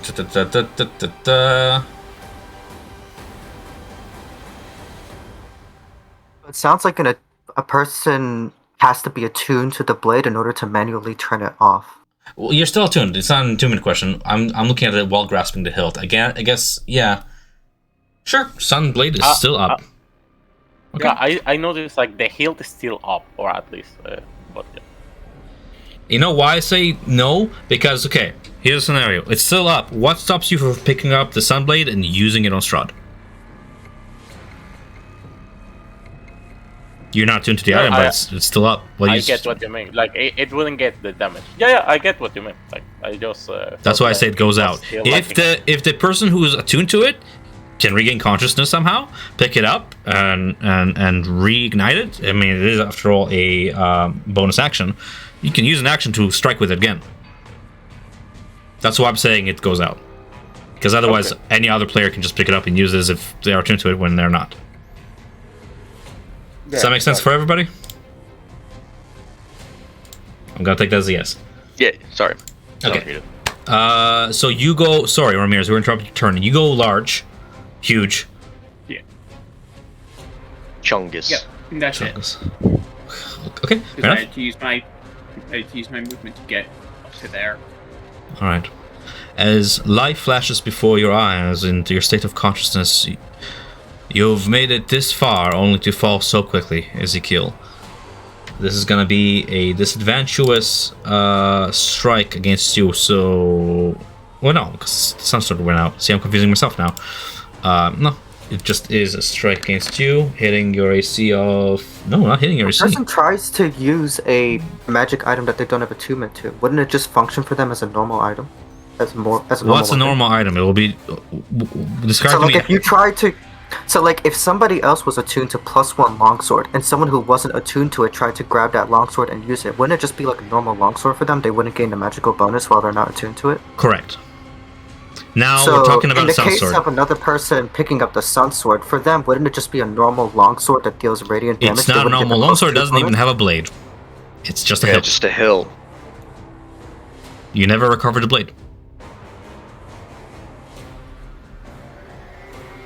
That is in the item description. Okay. Okay? So to them, it will be just a regular hilt with no Sun Sword. Okay. An improvised weapon, essentially. I throw the hilt. So I rolled a 13. Finally rose below a 10. But the attack is at advantage because you're prone. Oh, Correct? okay. Yeah. So let's see if I roll what your AC again. You, after all, you are wearing armor. That's the end of Yeah, that Ezekiel. hits.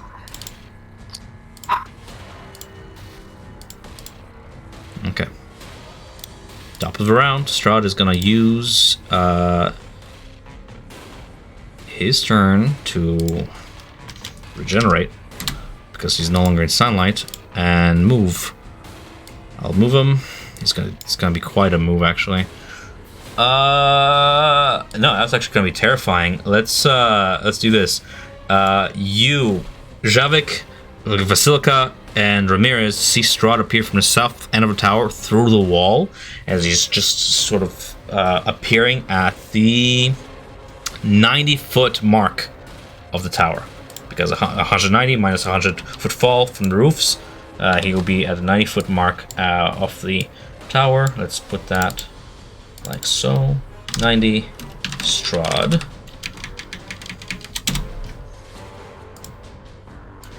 He appears with Ezekiel not in sight.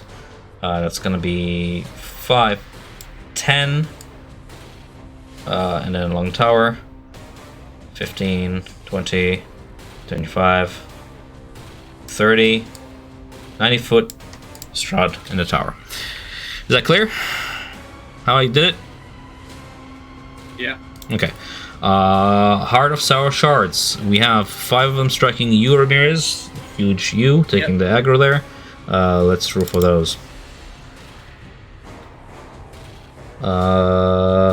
They can move on their turn, so let's do move into range. I have a question. Yes. So I'll ask it after the session. I don't want to lose time.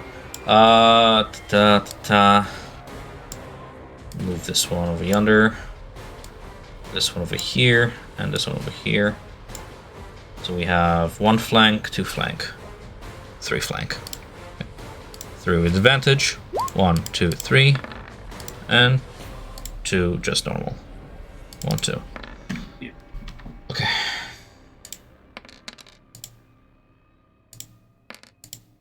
For a total of 7 plus 5 plus 1, 13 piercing damage. Okay. I imagine you're not concentrating on anything, are you? I am not currently concentrating on anything. Okay. Javik, against you, the shards strike 2 with advantage because they're still flanking you. And 1 on normal. Well, bad news is that everything's going to attack me at advantage because I'm technically blind right now.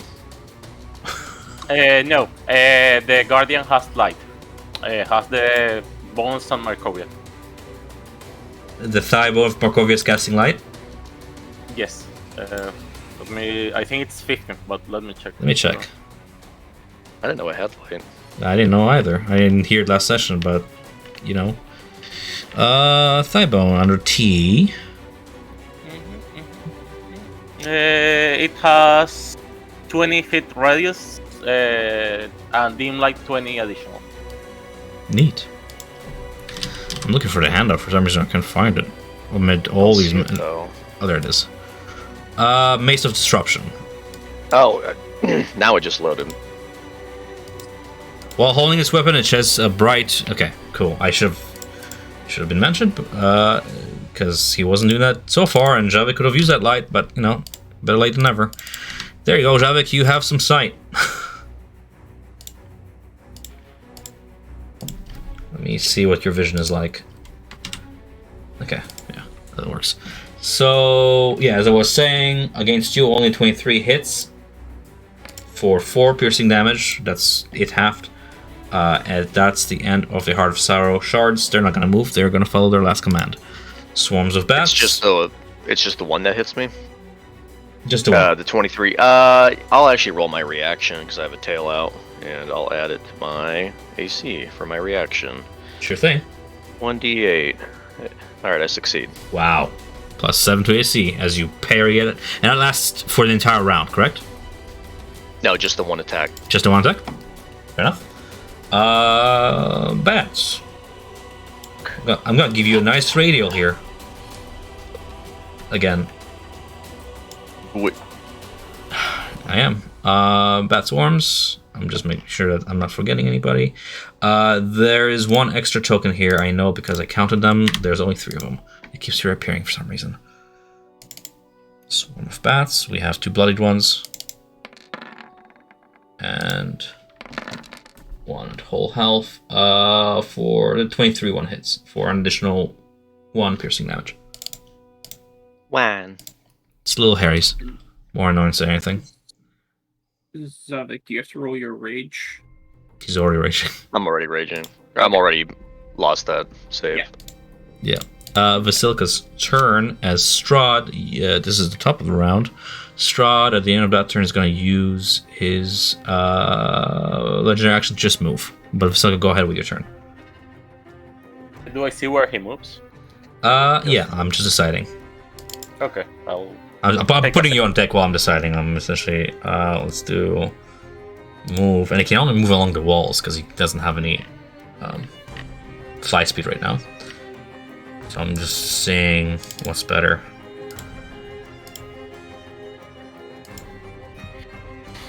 Okay, Yeah, Strahd will do this. Strahd lets go of the wall and leaps, essentially like high jumping away from the wall toward the center of the tower, dropping down 90 feet beside you, Vasilka. Besides me? Yes. Okay, just that you know, I'm 30 feet in the air. Or, not in the air, I'm in another flight of stairs. 30 feet from the bottom. You get what I mean?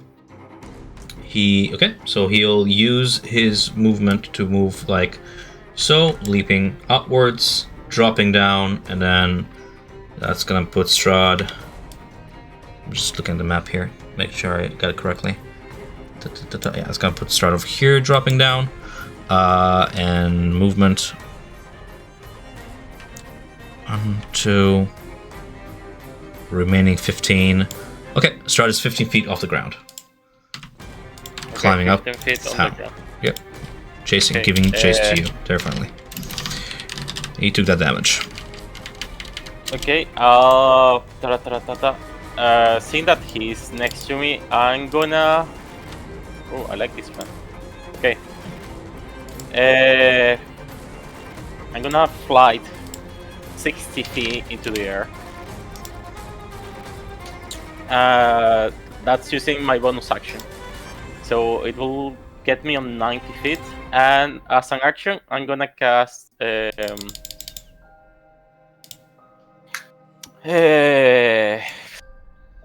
oh my... Dead ward on me. Fair enough. Okay. Now, flight. Just to be clear, that's the abbot given ability, right? Yes, the wings. Gotcha. I'm just putting that so I can remember it. Sounds excellent. Excellent. And 90 feet in the air. I'm gonna. Can I change maps? Just we are all in the same area. Yeah. Not well. You're not all in the same area. there on the 170-foot area. But Yeah, I but like can. have everything concentrated. That's what I'm trying to say. You guys want to be all on the same map, guys? Let's do that. Sure. Yeah, let's do Yeah, that. at this point, like we are all like really high. So that's fine. Just put your heights right beside your tokens, and we'll do that because that's more Okay. comprehensive. Cool, yeah. I'll have you with your wings up here. Go ahead and text put your height. I'll put Strahd where he's at, climbing the tower, 15 feet, trying to give chase to you. in fair enough. in this spot. Sorry. But yeah. Okay, fair enough.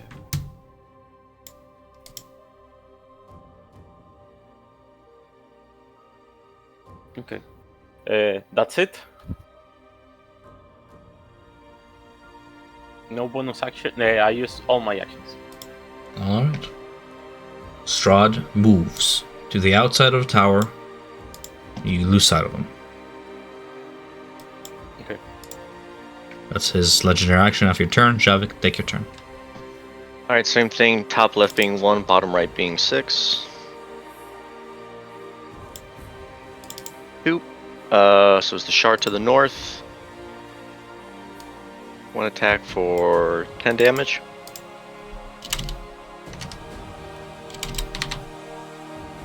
Ten damage. Sorry, ping it again. Which one are you attacking? The north one, the North? top Okay, shard. 10 damage. It's bloodied. Shattering. Okay. We'll do 1 more attack. For 30. Damn. Damn. 11. That does it. Another one destroyed. And 1, 2, 3, 4, 5. I'm going to slash roll 1d5. Same order. 1, top left bat. We'll take an offhand attack from Vorpal Claws. Doing... is this going to be 7 damage. Dead. The top left bat, okay. Yeah. And then I make my wisdom save. Stormwind, you're making it at advantage. At advantage. No.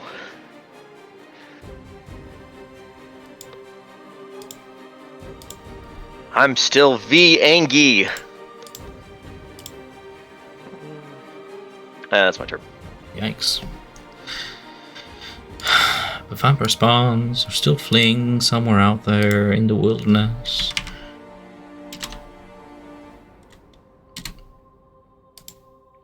Ezekiel is dead.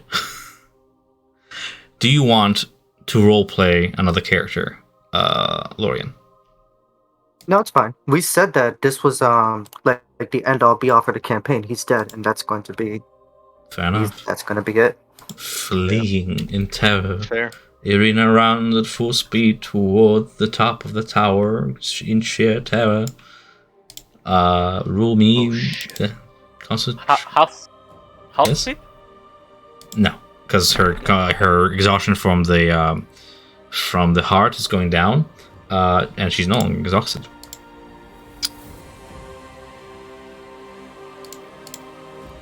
Just terrified. Shield Guardian's turn. Okay, Irina. Why are you running, woman? I want to be your friend. Okay, she's almost at the top, right? She's 170 feet from the bottom of the tower, running up toward the top of it. Okay. The guardian is gonna help Nick, and he's gonna destroy the 2 things that are next to him now. So, sorry. Let me roll for it fast.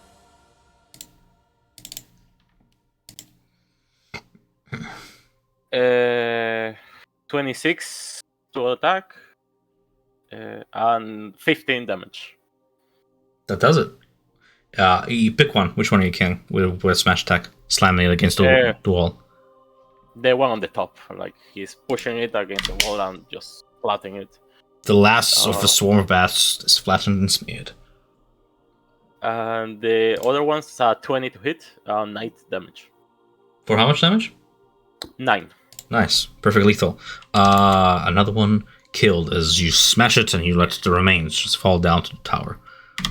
No more bats. I believe that's it for bats, yes. Get them out of initiative turn. Alrighty then.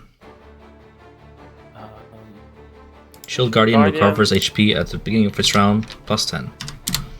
Just remember that. Yeah. He's gonna stay here on top of me. Fair That's enough. it. David Martikov is back at full HP. Nice. Davian does not have enough health. Davian is gonna go ahead and How far fly here? around the tower, making his way around the tower at full flight speed, landing beside the Sun Sword. Ramirez. I am surrounded. So, kind of standing on the wall with my feet turn around so I'm facing down and swing out with voltage at 2 of these things, or swing at one of them to start with, and then we'll see what the second one goes. Voltage swing at first one. That is a miss. Miss. So, Small dexterous shards of glass. try again. Try to remember again. 19. 19 hits. We'll throw Giant's Might into that. Which one are you hitting?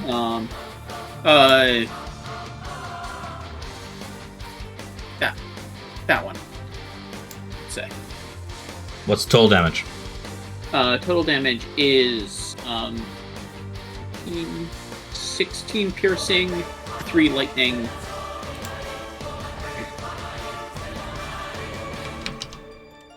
So 19? Yes.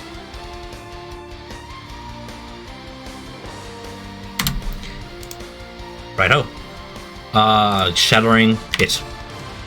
Obliterating it. And then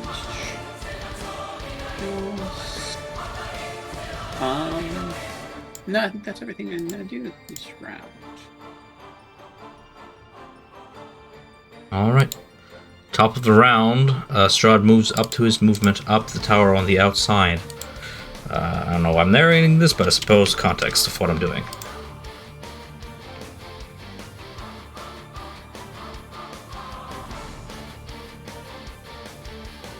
Sure, let's dash. End of his turn. Recovers HP because of generation.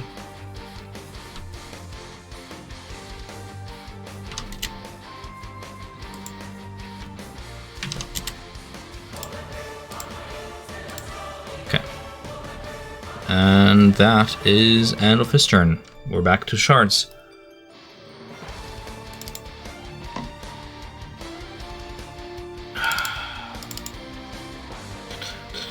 Javik, against you, we have simply 2 piercing attacks. Fail. Failed. Okay, your ties are turning. Against you, Ramirez, we have 3 flanking and 1 normal.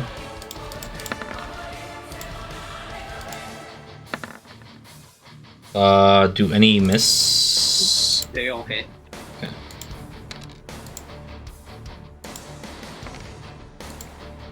For a total of 7 plus 5 plus 8 piercing damage from the shards. Basilica's turn. Okay, I keep flying up. And 120 plus 60, yeah. She's on my range, and I'll tell Irina, go to the golem. It will help you escape, or wherever it works. With telepathy, we came to help. Fair enough. Recognizing you from, has she met you any time before the dinner? No, only at dinner. I'll just did mention we the morning lord. Originally? Hmm? Irina was with us when we first met Basilica. Yeah, you're right. Like, she met her at Koresk. Yeah, you're right. Like, it's just not me. Like, No when I persuasion was check controlling needed her. then. Okay. recognizing you amid these allies, truth becomes to dawn. I mean, understandable. She's among a beast, a Dampier. She sees an ally, an angelic figure, commanding her to go toward the golem. She looks toward the Dampier a moment. You're gonna reassure her that it's safe to go through the Dampier space? He won't do anything. Alright. Sure. I'm only 120 feet up. Either way. she's the same Oh, level right. as Zavik, she's above He won't me. do anything. Fair enough. I can see that. Okay. She hears you. Anything else on your turn, though? Yes. Bonus action. Oh my! I can only heal myself. Yeah, I'll heal myself like a bonus action. That's like persuading Irina was my action, right? Just No. making that clear. No. No. Okay. If I have another action, I'm gonna dash into the guardian, and that's it. Javik. Yes, I will. Kill him. Just attack either. Doesn't matter. They're both Okay. equal options. The bottom one. Bottom one, you shatter it. With both strikes. It takes with 2 strikes to both? Okay. shatter it. Yeah. And then I'll offhand the other one. Go for it. 14 4, damage. 5, 7. No, only 7. 7? Okay, it's still up then. Go ahead and roll me the wisdom save. And my wisdom. I save. At advantage. Nice. I already made it out the first one, so I'll be good. You can Yeah, save it. I have to call it before I see the result. Before I. Oh, okay, okay. A moment of calm settles. Any movement? Anything you want to do?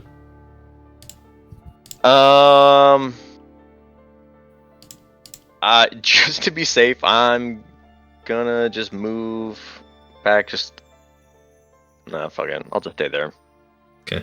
Just in case anything does happen. Yeah, Berserker's like close to rolling the allies. dice, like truly. Like, I can't even step away because I'm triggered again. That's it.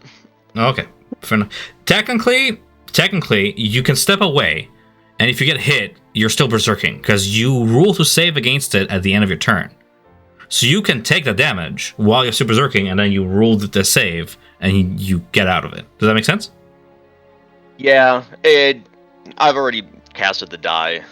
Okay. So I already made the end of my turn at the save.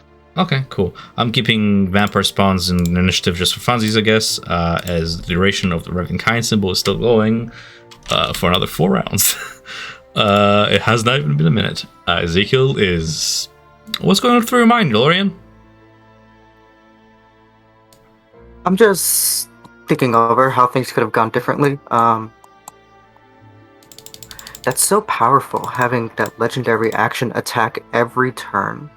So he can do that right before his turn comes out, grapple you, and then move on his turn. You don't even have a chance to escape. But also, a part you of it have was a chance just to being escape, unlucky. But, like, he I has a didn't. chance to miss. Yeah, there's a chance for him to miss.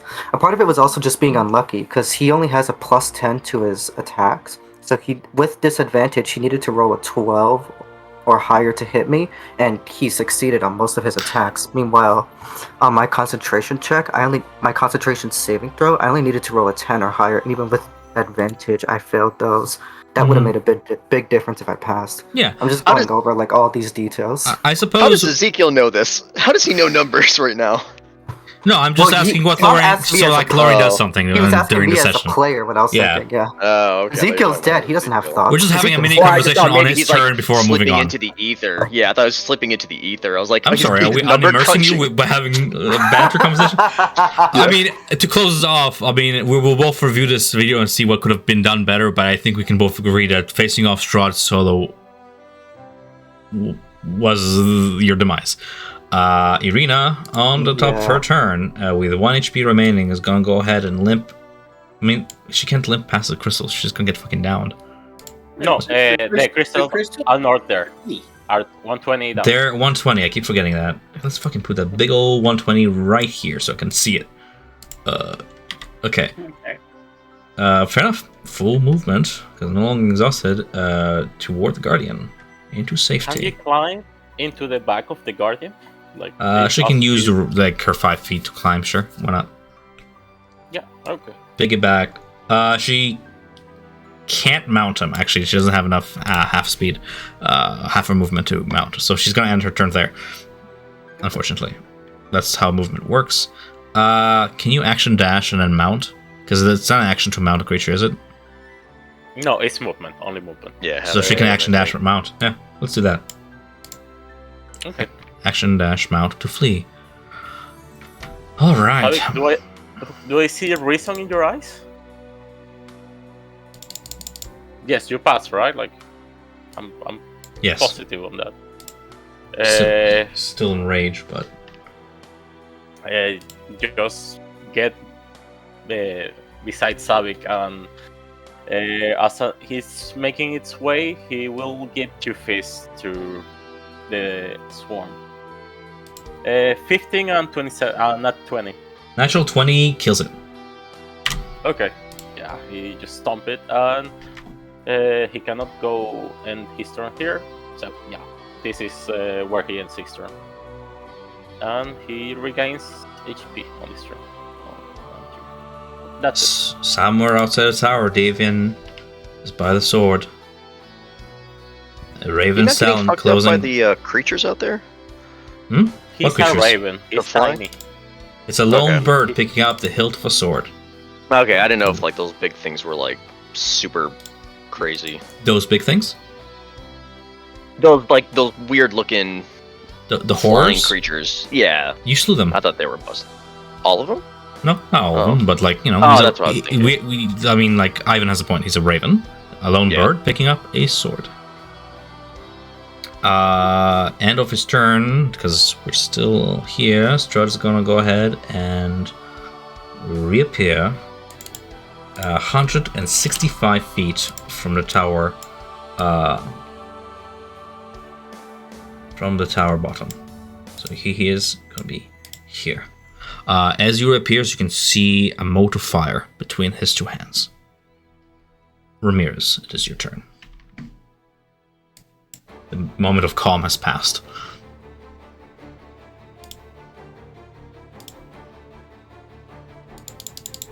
So, I suppose. Sorry, this changes. I had planned. This changes said plan. I need to think about it for a second.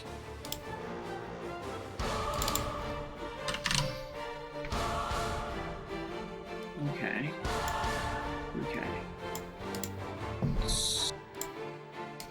They call me the devil, they call me Lord of Barovia, but they keep forgetting Strahd, Master Wizard.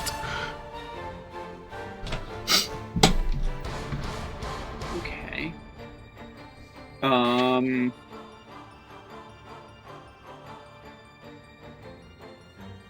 Okay, we've got to try it. Eldritch Blast. No.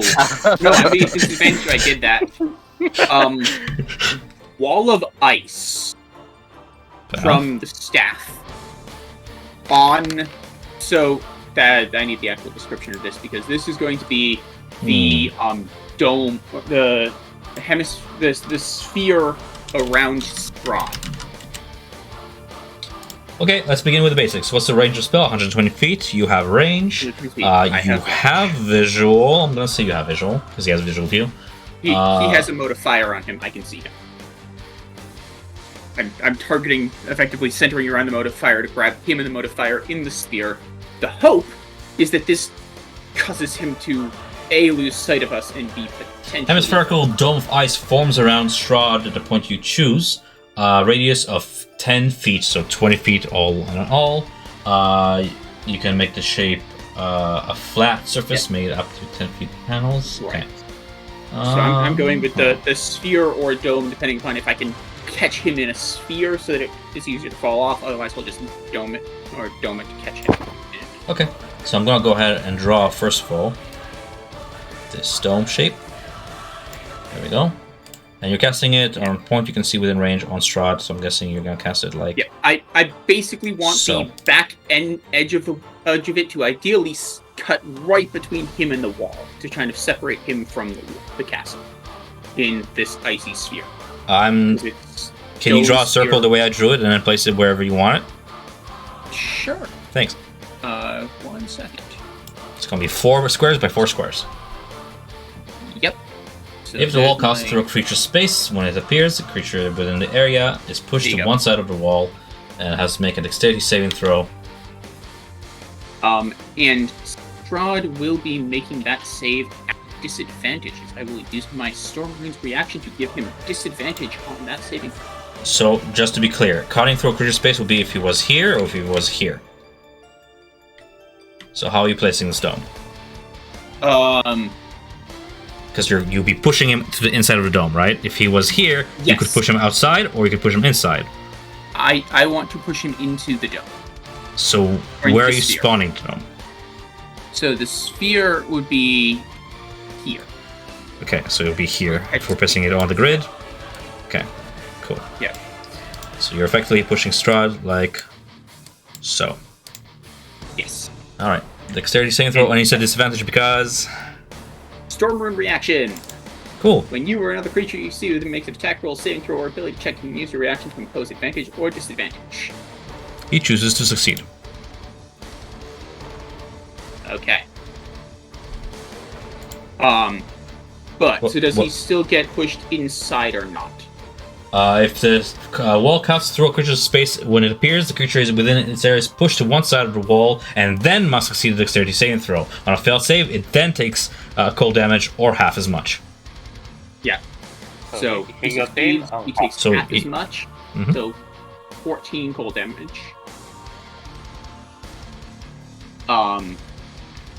So that's my action.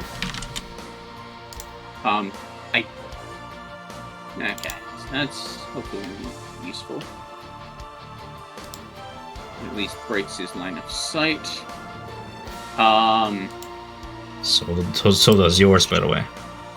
Just to be fair. Oh, I know, but he I'm was just gonna- building up fire. The other thing, yeah, I suppose, yeah, the dome. The dome is not unstable enough that it would fall. No, it's the- clinging actually to the just- stairs and such, yeah. Okay. It's Okay. magic.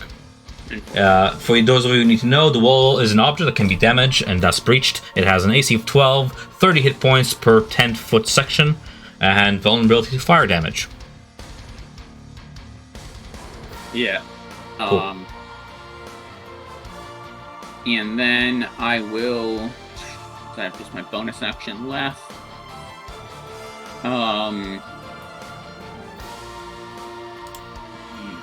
You know what?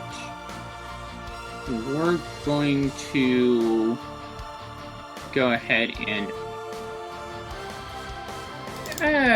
We're gonna go ahead and heal Rune. Because I need that active too. And that's my turn, because I'm not able to really move. So, that's on 9. That's on 7 now, and that's on 5 now. And I do not have a... Where's my... Alright, so what happens? You get your staff out and you form a hemispherical shape in the air that follows as the water in the air crystallizes around Strahd, and he first becomes semi-opaqued by this bubble, and then the frost rhymes over, blocking your vision. As you lower your staff, do you say anything to your party? A plan? Potentially buy us a second. I was hoping it would knock him down. Hoping the thing would be unstable enough that it would take him and drop him down the tower, but no luck on that.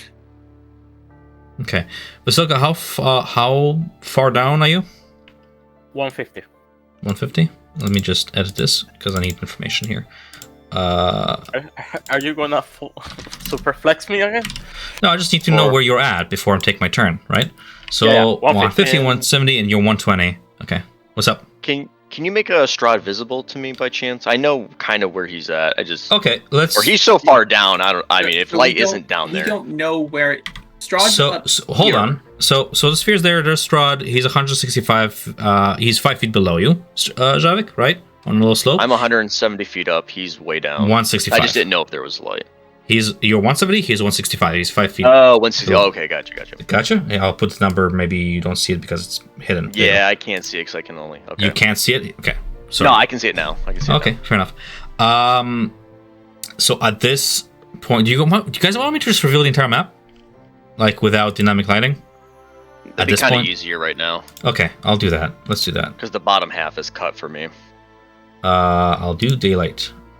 And then, is this better? Still granting you your vision ranges, but now you... Okay, we'll do that. Coolio. So, with that being said, as the sphere forms, and you say, we're gonna buy it in a second, you hear Strahd's voice. Precisely 1 second. He phases through your wall of ice. Larry action, he just phases through objects. It's an object. So, do you want me to link it, or do you... No, I'm just trying to remember. A creature moving through the sheet of frigid air for the first time in his turn, the Constitution save. I suppose if the wall hasn't broken, I don't know if that. Do you wanna? I'll give you a little above the table thing, and now you gotta say like it's unfair. It's his lair action. It's the only thing he gets to do as a lair action because he doesn't get to do all the other ones. It says he moves through walls and objects as if they were not there. Okay, cool. Yeah, makes sense. Yeah, I was just going with. I know that there's a thing when you walk through. If you go through. Walls, it's good to be on top of things. I'm just telling you why I'm doing this, and he knows this. Yep. For 400-year-old master wizard. Unfortunate. So that will be ascending up to your level, Javik. So I'll put him like so, with a modifier. You see him take aim. Snap, the modifier disappears and reappears maybe 10 feet to your right mid-air, and then ignites into a fireball. Fireball on. Yep. He's gonna get our arena too.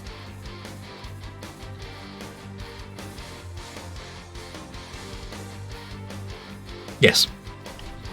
Oh. No, I thought he was gonna save her. Yeah, fuck her then too. He can hit the three of us without hitting arena. Just putting that there. If he want to hit her, go ahead. But he can do this square. The three of us, not Irene.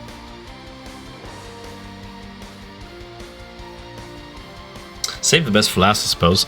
What is the range of fireball? Is it like a 30 feet from the center? It's a 20-foot sphere, which I have it right here. I can't pull out the radius. It's okay. 5th level fireball. No, like you can not hit her and just hit. I'm on it. Just let me. I'm just reading. I want to see the spell. 20-foot radius. Okay. So if I won't be able to reach. No, I'll go with my original plan. It's gonna be taking measurements here with the elevation. 1, 2, 3, 4, center of tower. There we go. 20, 20, and then it's gonna be down 20 from Javik, so that's a maximum of 20. Yes, so that's gonna hit, and you're way down. It's not gonna hit you. So just Javik and you, Vasilka, roll me a dexterity saving throw. I'll roll it for the Shield Guardian. 19. 15. And dexterity for Shield Guardian. 17. I failed. Zavik, do you have danger sense? I do, but I think that's only for traps and stuff. You see it coming.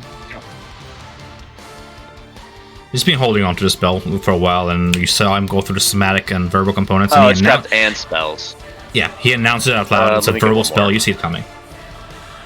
Okay, so does Shield Guardian take fire damage? That's the real question. I think it does. Does. Yes, it does. If I did make it, I could have decided to take no damage at all had I made that save, but that sucks. Okay, so you take half fire damage, which is 33, halved for 16. Those of you saved. Otherwise, it's 33. Okay. False. You said 33? False, because it's 36. I upcasted 2 levels, and I only got 3 damage out of that. Yeah, that sucks. That's ass.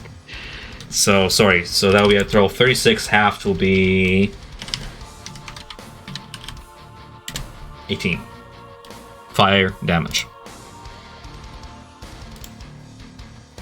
As a fireball erupts, and that is Strahd casting his spell, deducing that spell slot. Cool. And still holding on to animate objects. It's 3 more rounds of that. Okay. Okay. Just making sure I got everything here. Jesus. No more. Oh no, there's no more shards. Oh right. fuck.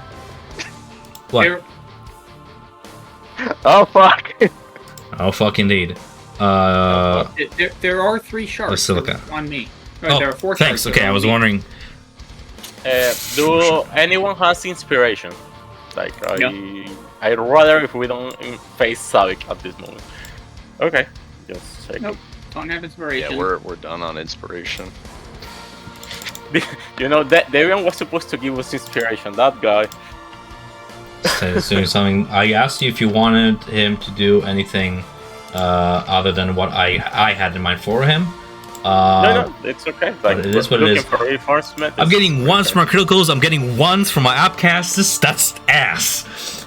But that's, I don't need that advantage. It's fine. I got all the advantage I need. It's gonna be a total of 21 piercing damage against you, Ramirez, from the shards, and then Because he'll. neat. Then it's Vasilka's turn.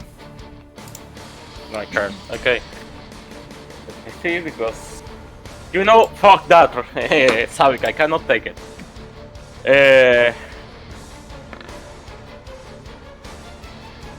You tell me. Do you think that we can win if you kill the Guardian? I mean, it's not looking good at all. I don't think anything we do right at this point is. It doesn't matter. At this point, it doesn't matter. Yeah, because you still have to think about everything else that's in this place, like working its way towards us, and then also like, I'm pretty sure have it. Rahadin's gonna show up at some point and then just be like, "Hey, what's up, guys?" Be like, "Oh fuck." I don't know, but I think we have it. But do you wanna keep using the claws for the rest of the fight, or you wanna lose it? The claws. It doesn't matter. The what? The claws. He's asking about the claws. No, I know. Okay. It won't matter much. I mean, it does a lot of good stuff, and I'm just trying to crit fish with it to really do damage. But it's up to you. To me, it doesn't matter. Okay. If it's only up to me, I'm gonna take Mel away. So as he's going into his trance, I'm gonna fly into him as he's looking at Irina and the Guardian, and I'm gonna touch his forehead, and light is gonna start searing him as I remove curse him. That forces an attunement. Nice. Yes. They slip off your hands onto the steps below you. That takes you out of Berserk, I believe. Yeah, I I'm not believe attuned so to it. too. And as I'm going by, as a free action, can I take the claws just for? Yeah, picking up equipment is interacting with an object. Yeah, free action. Yeah. And I'm gonna get here, trying to hide behind the Guardian. I don't have that moment. I think it was here. Tack. I do have it. What's the name? Bonus action. I am healing myself. How are you looking, Savik? I'm pretty fucked. Pretty fuck. Okay. Next round, take this one. It does 11 for you. It's twice for you. The 11's for me 11. or for you? For you, 11 for you. Okay. And yeah, that's it for now.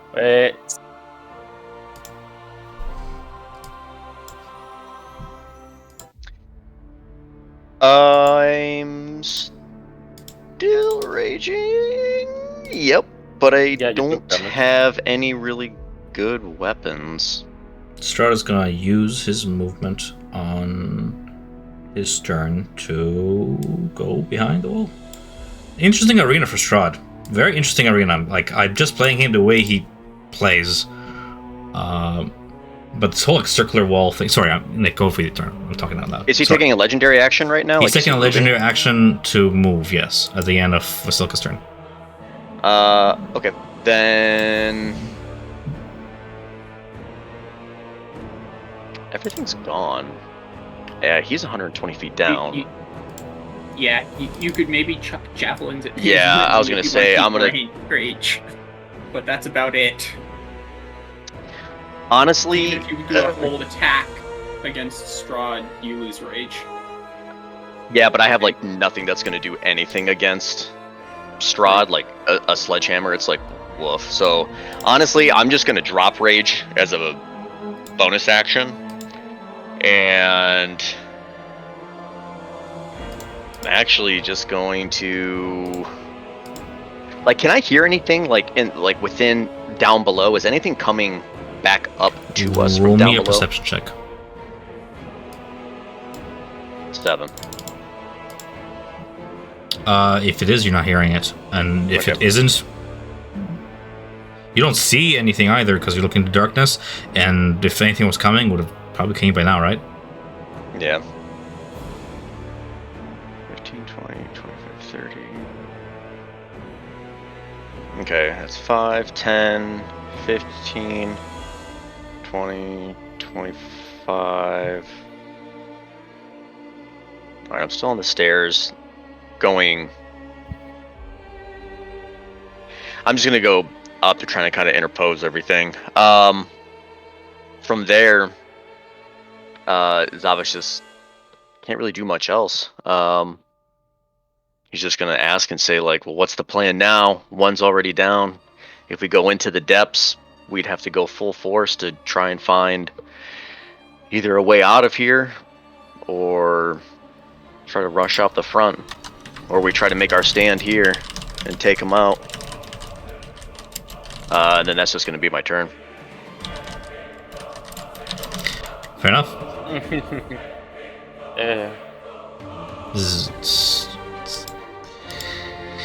Action dodge. Action dodging Irene, I guess. She's with you guys. I'm not gonna have her be combatant because she doesn't have any weapons, and I'll have her roll initiative as soon as she has weapons. Shield Guardian. Shield Guardian, he's gonna hold an action. When I cast a spell, he's gonna use it. And he's gonna move here. Or do I'm blocking you, Nick? You wanna do something going up? No, I mean I can't do much right now until Strahd makes his thing known. Okay. If I re-rage, I can get extra movement too, so it doesn't hinder me a lot, and I can just climb on the Okay. wall. Okay. Yeah, that's it. Like he's prepared. He's waiting for me to cast an spell. That's it. All right. From the not yet. Fuck. Wow, combat is slow when it comes to movement. I'm sorry, I was thinking about Davian. Don't worry about Davian. Ramirez, you're on deck and it's your turn. I am surrounded. So, start off, Hex, this guy up top.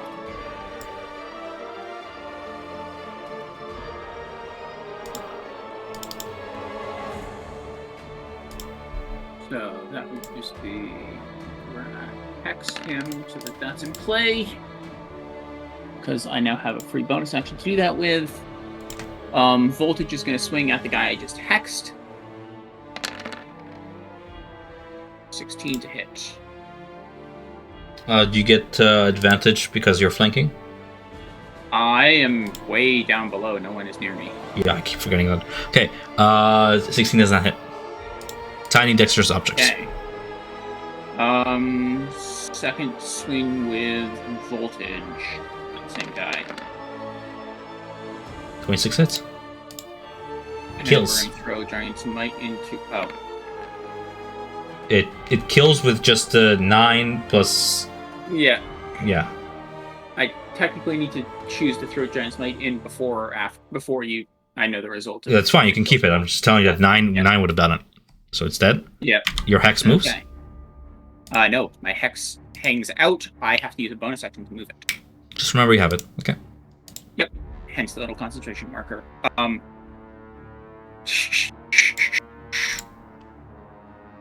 Yep. Kinda stuck. Jump. Can you concentrate on the wall of ice while you're concentrating on hex at the same time? No, I can't. Wall of ice goes away. Okay, collapses. Yeah. Yeah, sorry, I thought I had dropped that already. It's fine. You know what? Yeah, we'll do it because I need to be closer. I'm gonna go climb up 35 feet, so I'll now be at 1. Move up to your movement in a spiral, and I because you're not flying up, it's a slope, right? So how much do you? I'm spider climbing. Oh, right. Up the wall. Right. Okay. Okay, The wall. fair enough. And the shards are still below you, so I'm gonna keep that 120 on them. Yeah, I do provoke from them, so if they want, they can attack. They would not just do nothing. That's gonna be a no more flanking. Nice, because you killed that flank. One of them was holding flank for 2 other ones. That was cool. Playing Mahjong. Natural 20, just 1 hits. Because I think your AC. Oh no, your AC is 19. Sucks. I'm gonna runic shield The other one. 20. Okay. The natural 20. So 5 piercing damage and then 23 to hit for 8 piercing damage. 8 plus 5, so 13 piercing. Okay, I did take half still because resistant. And Fair enough. I can make how many hits? 2 hits. Yeah, 2 hits. So 2. Oh, well, 13. Yeah, 2 hits. concentration checks. Concentration check on the hex. Succeeding. Nice. You are 155. You hear Strahd phase like a shadow through the wall, and his footsteps and cape fluttering in the wind as he reappears back in the tower. 10-foot movement, 107 feet below. Scanning below you guys, looking across to seeing where Javik, Vasilka are grouped up once more. And once again, a multiplier grows in his grasp. End of his legendary action, top of the round, Strahd's turn. He's gonna cast a spell. If it's not broken, don't fix it. I'm not gonna upcast. I'm wasting shit. Only got 3 damage out of that. Yeah, that's harsh. Yeah. It's a DC 19 dexterity saving throw for the 2 of you. It's gonna cast it so it's scorching the wall, blasting some of the brickwork. 28 damage. Why did you drop? Oh, I guess because you drop rage when you don't get damage or not damaging. Why did you drop it with a bonus action? I dropped it as a bonus action because I had nothing else that I could have done, and then plus if I re-rage, taking fire damage isn't gonna take anything less. It's fire damage. I was just curious why you did it. Okay, fair enough.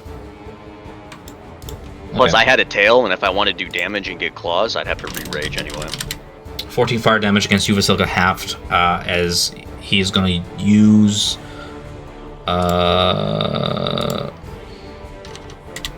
Okay, I'll level with you guys. The way Strahd is looking, doesn't matter how many hit points he had when he began this. He looks like that Ezekiel did nothing to him. He looks like there's not a single scratch on him. Yeah. And you are at your own we're state. dead. There's literally nothing we can do. Oh, you're just gonna fight till the. Okay, fair enough. I mean, Strahd is not we gonna. can't escape. Fair enough. I don't think there's any way for us to escape. Strahd is are not gonna gonna use his kill him. movement. Strahd is not gonna use his only movement because he's at the attack. He's gonna remain there. Hearts of Sorrow. I don't think they can catch up to you because you're 35 feet and they can fight that fast. They're gonna spend their time flying up to you, up to 150. But you're shielded by the stairs, so they can't attack. Vasilka's turn.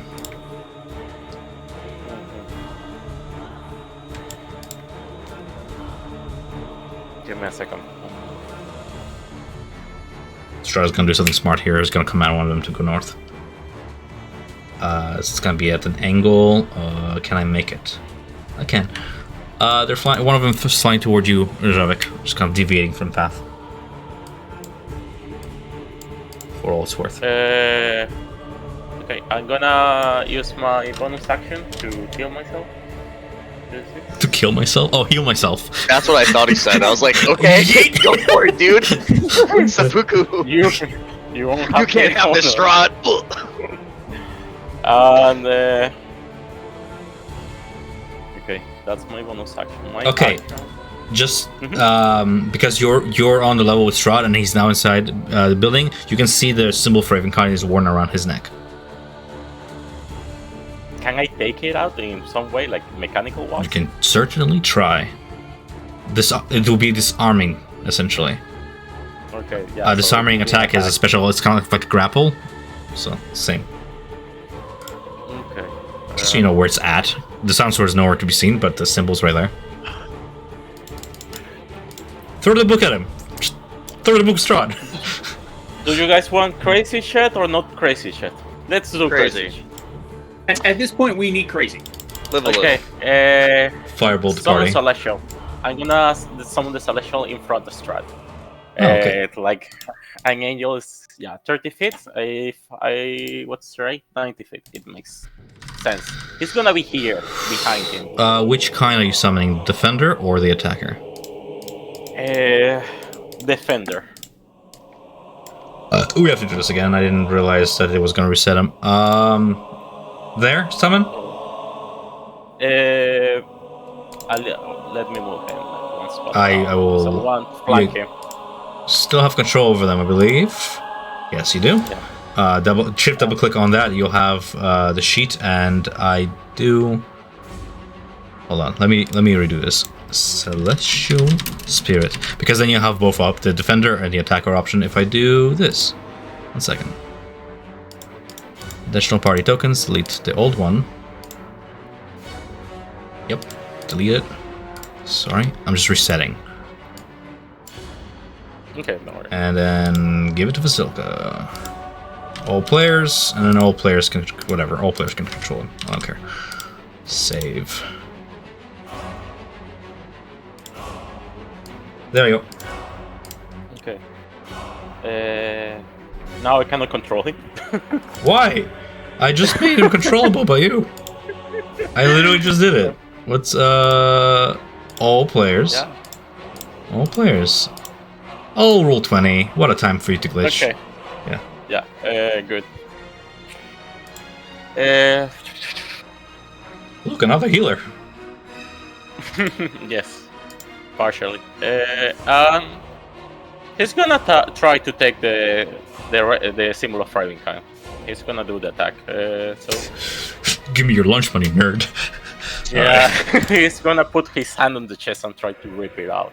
Okay, so this is gonna be a disarming attack. Let me look it up real quick. Disarming, DMG 5e. Page 271. Creature can use a weapon attack to knock a weapon or another item from a target's grasp. You can sever the chain. Let's do something cool here.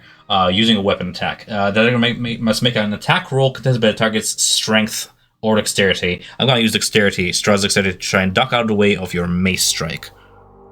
Okay. And it's a dexterity check. Acrobatics. Okay. That's good news for you. Because it's not a save. You're rolling an SE of 21. Trying to hit that with an attack. Okay. Just let me check if the hit is okay. +8. No, the hit is not there. I have to do it manually. It's okay. You didn't summon an attacker last time, that's why. Yeah. Can't shoot itself. Where is the attack? The defender has a mace. If you were summoning Yes. the attacker, you would not be in melee. Because his only attack is range. Yeah, but sorry, I'm trying to Do you want- understand this. Okay, let me give you a hand for expediency's sake, okay? You're summoning him, you're saying he only has the bow attack? No, the mace. The mace, okay, The that's the mace. So his attack is, what? It's Let's open the spell. You click You click on the Radiant Mace button, on the Radiant Mace parentheses. Yeah, it's already there. Why did you say it was not there? I was mistaken. Half Okay. 19, 8 miss the attack, both attacks. But yeah, he's facing Strahd. You cast it at second level? No, Equal to half. Never mind, half. Okay. No. Okay. That's my bonus action. That's it. It's a My good action, attempt. my bonus action, and I'm gonna get here behind Arena. Okay, it has 40 HP. And its AC is 11 plus the level of the spell. So 15. No, plus 2, so 17 will be 16, 18, total 18. What's the level of the spell? 5, but the defender has an additional 2. 17? Big spells. Alright, anything else on your turn? No, that's it. Okay, I'm gonna read the Celestial Guardian stat block real quick here, but Javik, you're on deck. Go ahead and think about what you want to do on your turn. Okay, Okay. Maybe I'll do something. I'm gonna tell to Arena to trust on what's gonna happen. That's it. It's I won't let you. the only be thing hurt. she can do. Fair enough. Nick, go for it. Okay. I'm gonna re-rage. That gives me 20 feet of extra movement with climbing speed, and I'm going to use claws for my feral form. So it's. Oh god. Oh, I just moved her too. My bad. That's okay. So we are at 5, 10, 15, 25, 30, 35, 40, 45. Looking like it's the end here, boss. Can you? What? I don't know, like to hit me that symbol of Ravenkind, but do whatever you want, really. I can't really activate it while it's on him. He just runs around with it like activating and he can't get it off. That's funny. But yeah, anyways, You're still in darkness, by the way. oh, I'm in darkness? Because I thought the Guardian had 20 and 20. Oh, right. Sorry. But- As a DM, I have a global light. Okay, fair enough. Yeah. I'm keeping that in mind. I know he has 20, 20. Mm-hmm. 20 bright, 20 dim. But if I am flanking, it's still at advantage, so we're just going to go with 3 claw attacks Go for it. against this boy. 1, That 2, hits. and 3. That hits. And that hits. 20, 26, 31, and 22 for a total of 1, 2, 3. That's 38, 39, 40, 41 damage. It hurts. Full effect. You pierce through armor, shredding through it, trying to find gaps, and you see Strahd does not bleed, and stands his ground, trying to parry your claws with his. But damage dealt. And that's it. Okay. He's gonna go ahead and take a legendary action, because what was the top of the round? Okay. I have to keep track. I'm only using 3 of them per round. Legendary action is gonna move. Staying in the tower. This is he can look to the side. 1, 2, 3, 4, 5, 6, like so. Okay. That's the end of legendary action. We have somewhere out there vampire spawns fleeing. Weak? Ezekiel is starting to get a little stinky. Shield Guardian. I'm sorry, Lorian. I mean, are you sure you don't want to play another character? I can give you Arena's That's character sheet. Is what it is. Oh, I can play Arena? It's another character. Yes, you can play Arena. Would you like to play Arena? Nah, I don't know how to play her. Would you like to? What else are you gonna do? I'm just watching it for now. Okay. Shield Guardian. Oh my god, this is the crazy plan, guys. and I just deleted my own character. Oops. Notice. What was your initiative? 5. The Shield Guardian is gonna take a step out, like preparing itself to jump with Irina in the back. As an action, he's readying an attack. If Strahd gets near me, he will try to. What do you say? Grapple guys or take the symbol? What do you think is best? Your decision. You do whatever. Grappling does Oh seem my okay. god. Okay, Lauren, you want to play the Shield Guardian? You can be the Shield Guardian too. No, it's Alright, what are you doing? I honestly, I Yeah, haven't been paying decide what close you're doing. attention to combat Yeah. since I died. Decide what you're doing. What's going on? Okay, yeah, he's pretending that he's gonna jump with Irina in his back. Roll me a deception check using its modifier, which will be charisma. Okay, for a second, the Shield Guardian shit just crashed. Okay. Do you want me to Charisma. roll it? This guy is yeah, you roll it like it's That's fine. or I'll I'm on it. Alright. -4. Charisma. Come on, not 20, 15. Please. Okay. I heard that Strahd is not wise. So okay, he does that, and you see Strahd's eyes go wide. What do you think you're doing? He's beginning to cast another spell at the Shield Guardian. At the same time, from above, like a star in the darkness, you see the gleam of something metallic as a raven flies into the tower, moving. Ta-ta-ta-ta-ta-ta. Just checking speed.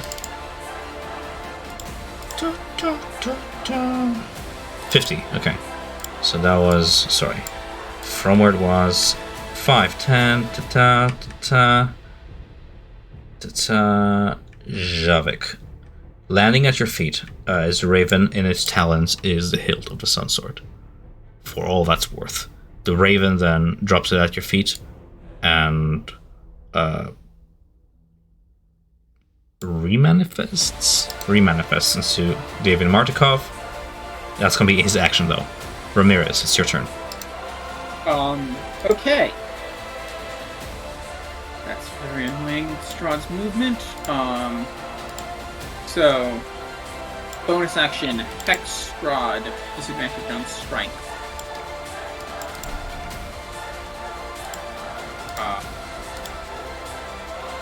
And then kind of staring around the wall. I can't really get that way. Very useful. So I'll kind of scurry up along the wall this way and end up there at 155. How high is Strahd? I'm basically trying to get close to him. So I'm going up. He's 170 feet. He's on the same level as your most of your allies. It's like Vasilka. So if I was 55. So I'm gonna go to 180. Okay. On the wall. So Strahd has been hexed with disadvantage on strength. My bonus action to shift that over. And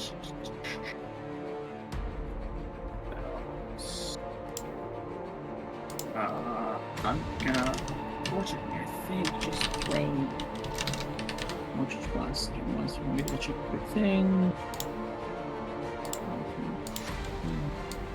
Is the Sun Sword in your compendium so I can just drag it to my sheet? It's a Sunblade. That's what's Or called. Sunblade, excuse me. Yeah.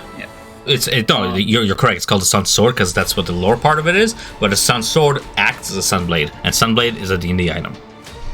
So you can drag and drop that. I'm just throwing Eldritch Blasts at Strahd. 12. 12 does not hit Strahd. 10 does not hit Strahd. Unfortunately, no. Natural 1. 10. Action surge. We'll run it now. Go 2 more. 19 which misses, and 15 which misses. So nothing. That's it.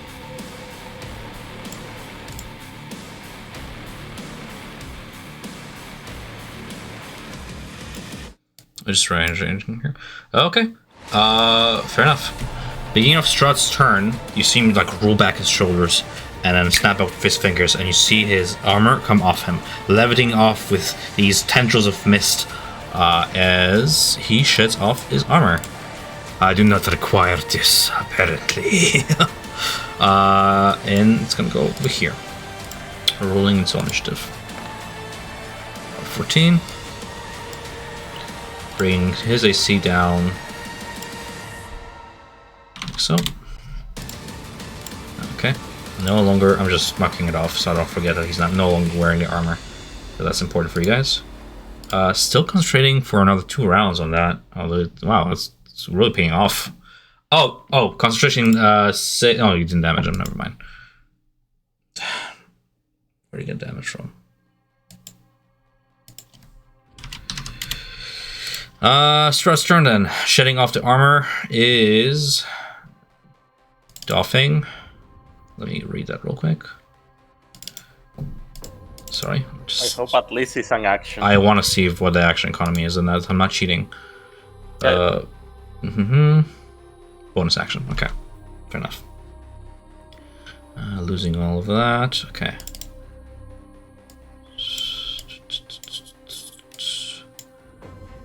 Okay. What does Strahd do? Disadvantage strength. All you so. Oh yeah, the shield guardian. Strahd's gonna cast. What can he do? What can he do to prevent this?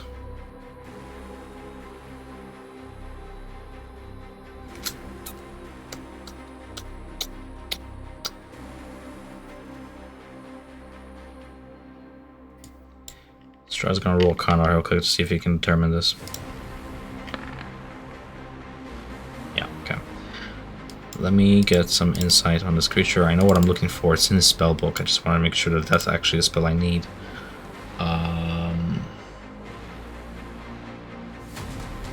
Did you change the Shield Guardian's sheet for some reason? No. Why? Which part? I was looking to dispel it. Like with dispel magic or something, but I don't see the incapacitation paragraph. He doesn't have that. He doesn't have that? Mm-mm. Interesting. That's the first construct that has immunity to that. It can't prevent you from jumping.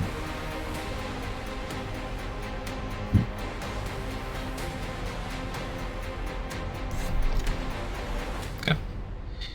Then if it's not broken, don't fix it. Sorry guys, I thought I could dispel it, but apparently that's an option for me, so... Wait, why can't you? Would Strahd know that if you destroy the amulet controlling it, that will stop it? I mean, like, yeah, but that's not something I can do right now. Okay. The ring is nowhere in his sight. So, fireball. Keep it simple. Doesn't need to keep it complicated. It's going to be positioned so it hits just you, Ramirez, and the Shield Guardian, avoiding Arena. Thankfully, just look at your shield from this. If I position it where it's going to be originating from, I want to make a few measurements to see if I can really hit Everything. Shield Guardian. That's going to start from here then. And if I can go like so. Yeah, okay, cool. So that's going to be the origin point. Right here. So that being said, it's going to miss. Nope. You can see. Excellent. Is that us too on the south of the stairs? Yes, it is. Okay. It is Javik, Davian, the Celestial rule dexterity saving throws. Strahd rolls a dexterity saving throw. The armor rolls a dexterity saving throw. Ramirez rules the dexterity saving throw, and the Shield Guardian rules the dexterity saving throw. I'm at advantage on that at least. Okay. Because That's I'm using good. Cloud Rune to give myself advantage. Strahd 20. chooses to succeed. Oh, he's a nice guy. Armor. Armor has anti-magic susceptibility, but fucking the other thing doesn't. I mean, it makes sucks. sense if you think about it. The thing that a wizard is using to defend him, probably he doesn't want another wizard to be able to just say no. Okay, armor takes half damage because it has a resistance. Okay, so what was the damage? 33? Yeah, total damage of 33. Correct. Okay, 16 if you succeed. I'm down. It's happening. 16. 16. Okay, Strahd chooses to succeed, so he doesn't drop his concentration.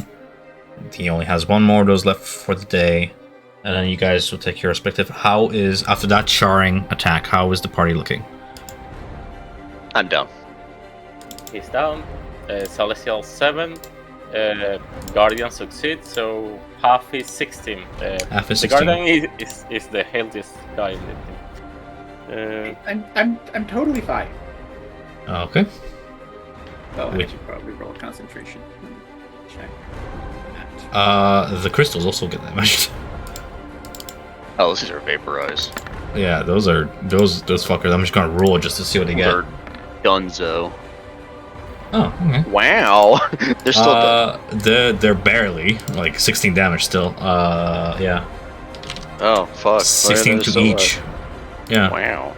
but they're barely. I think the one right below Ramirez. This one? No, 16 as well. Okay. Wow. Wow.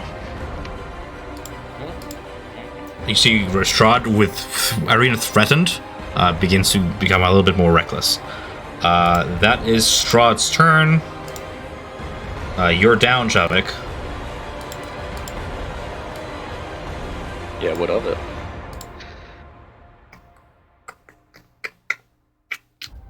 Strahd does what Strahd does. I'm not rolling damage. So Ramirez, against you, the first shard of the Heart of Sorrow goes for a hit. It's gonna be a 24 to hit. That'll hit. Okay. So these are on par with you because they can move 30 feet after Down. 180. You're downed? Yep. Strahd does what Strahd does. This sucks. Okay. One shard moves north against Ramirez for a 12, missing. Another shard goes against you, Javik, while you're downed. That's an auto hit. That's No, a crit. it's not auto hit. It's not auto hit. I have to roll against your AC, penetrating your armor into flesh. If I hit something vital, it's an automatic crit, which is Oh, yeah, it's two, an automatic crit. 2 failed death saving throws. As it all comes to fruition. That spell has one more round left to it, as I've been holding on to this for a whole minute. Yikes. Okay. Basilica.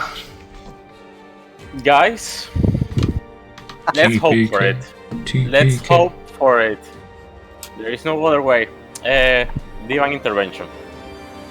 What are you defining intervention for? You have to announce it before you roll for it.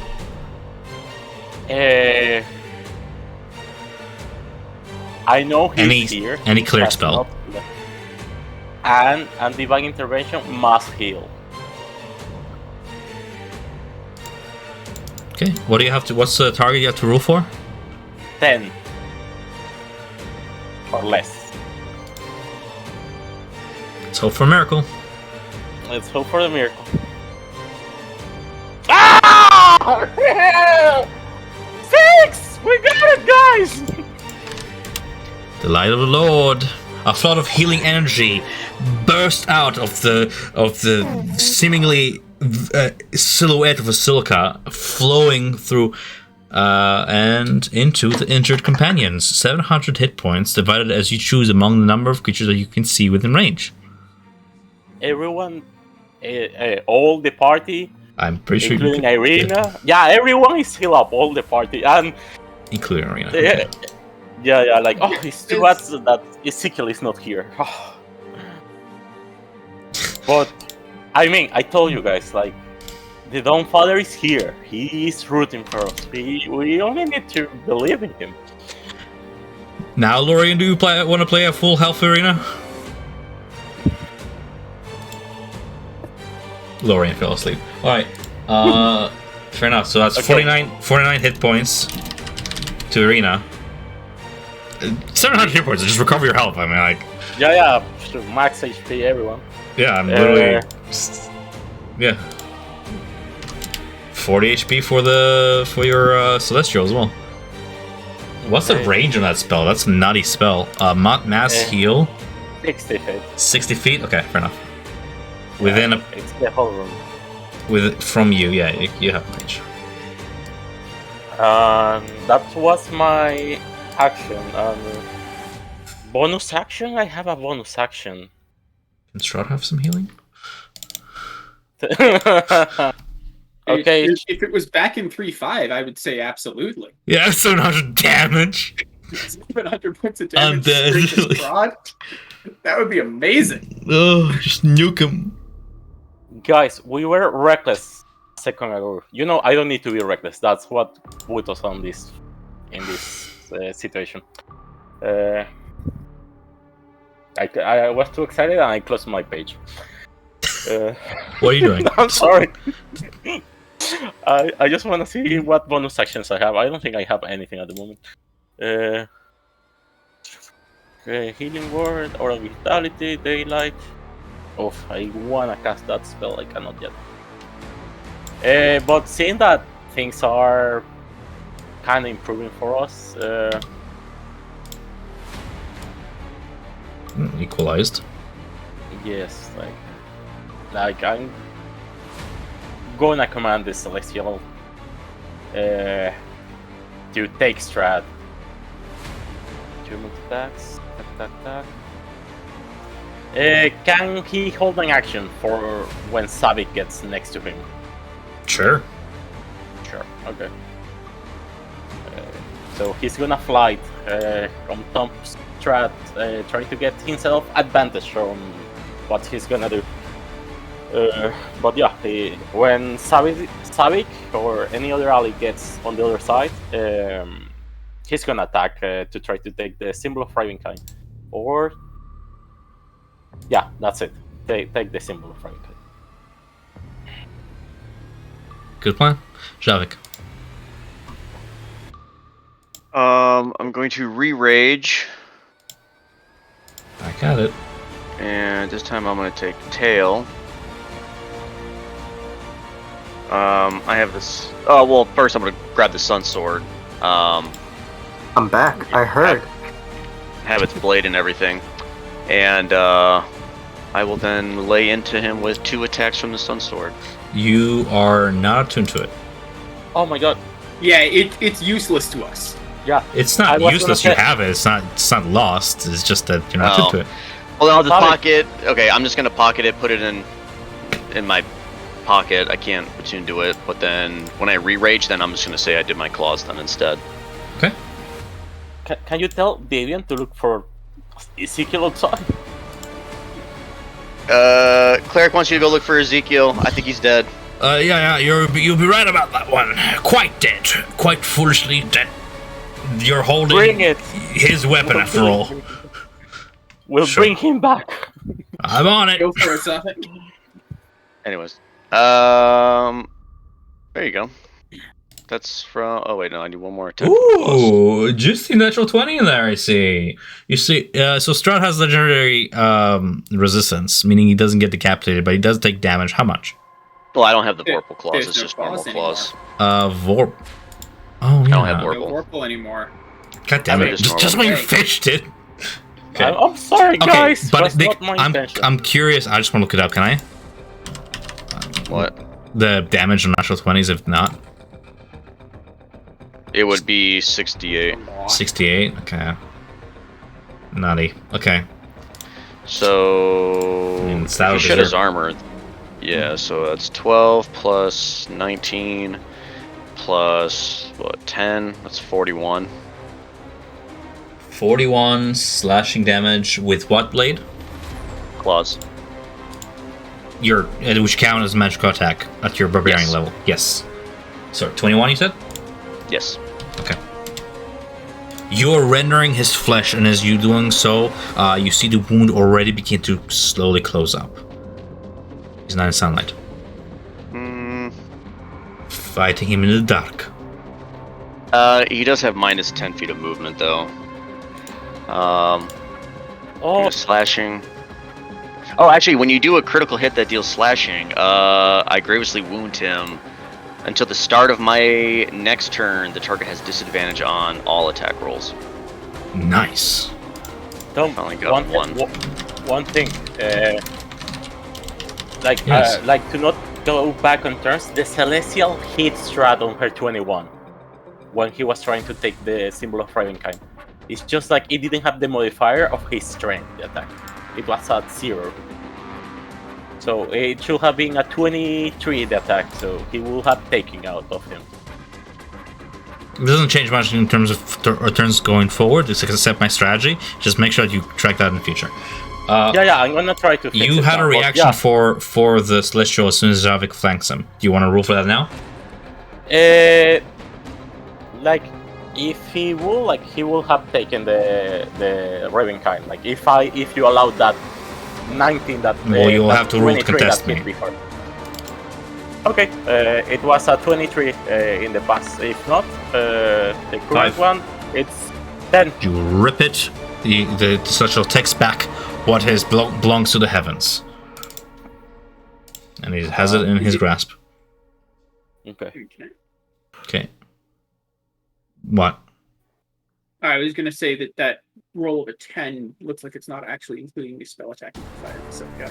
Yeah, that's what I'm looking where to change. So it to it's hit above a boxes. 10. Yeah, Okay. it's 14.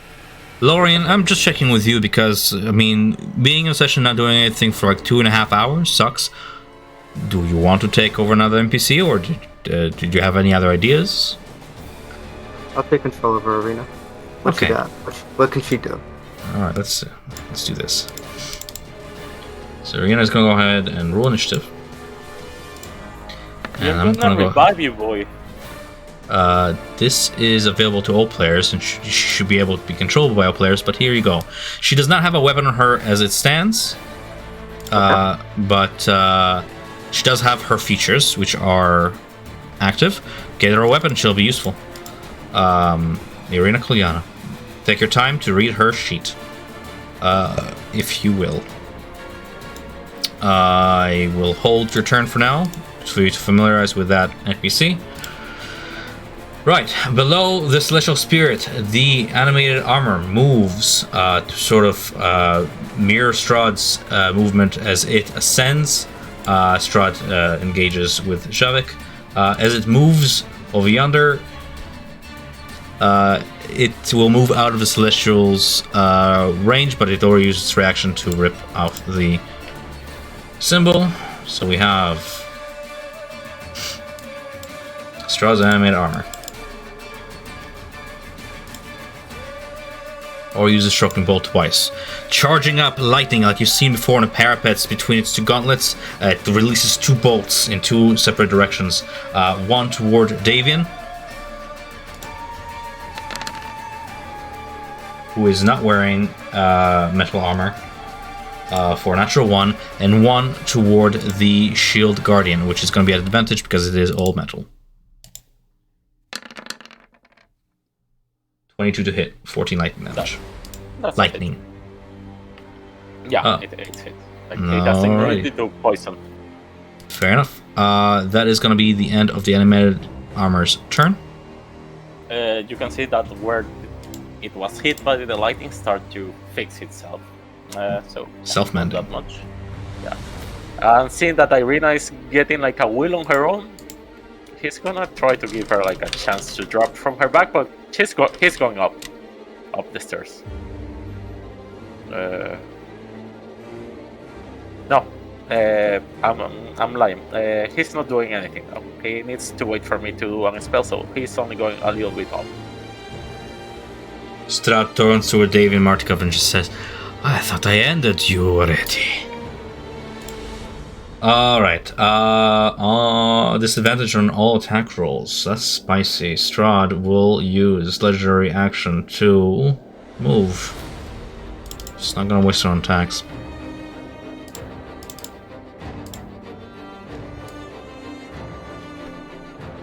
Strahd is one hell of a thing to fight in this tower. Interesting arena though. 1, 2, 3, 4. Okay. Strahd, you see, Strahd, Javik, you see him like phase through the wall away from you at top speed, melting into the shadows, and that's the last you see of him. That is gonna be that. Davian, you said go get the corpse of Ezekiel. He gets on it, flying at 50 feet out of the tower, out of the entrance. It's gonna be here at elevation. Ramirez's turn. Okay, so stand up. I have 15 movement left.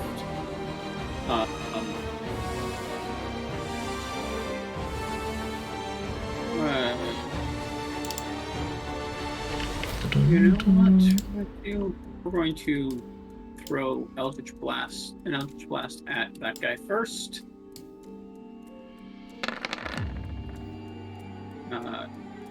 That is 12, so it should not be an advantage. So I'm assuming that misses. That shouldn't be an advantage, then misses. It should not be. Okay.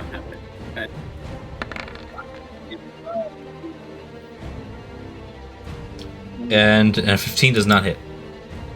Yep. And then I will go ahead and actually do. Oh, I only have 15 movement, so I would get to kind of here away from the armor, staying at the 180.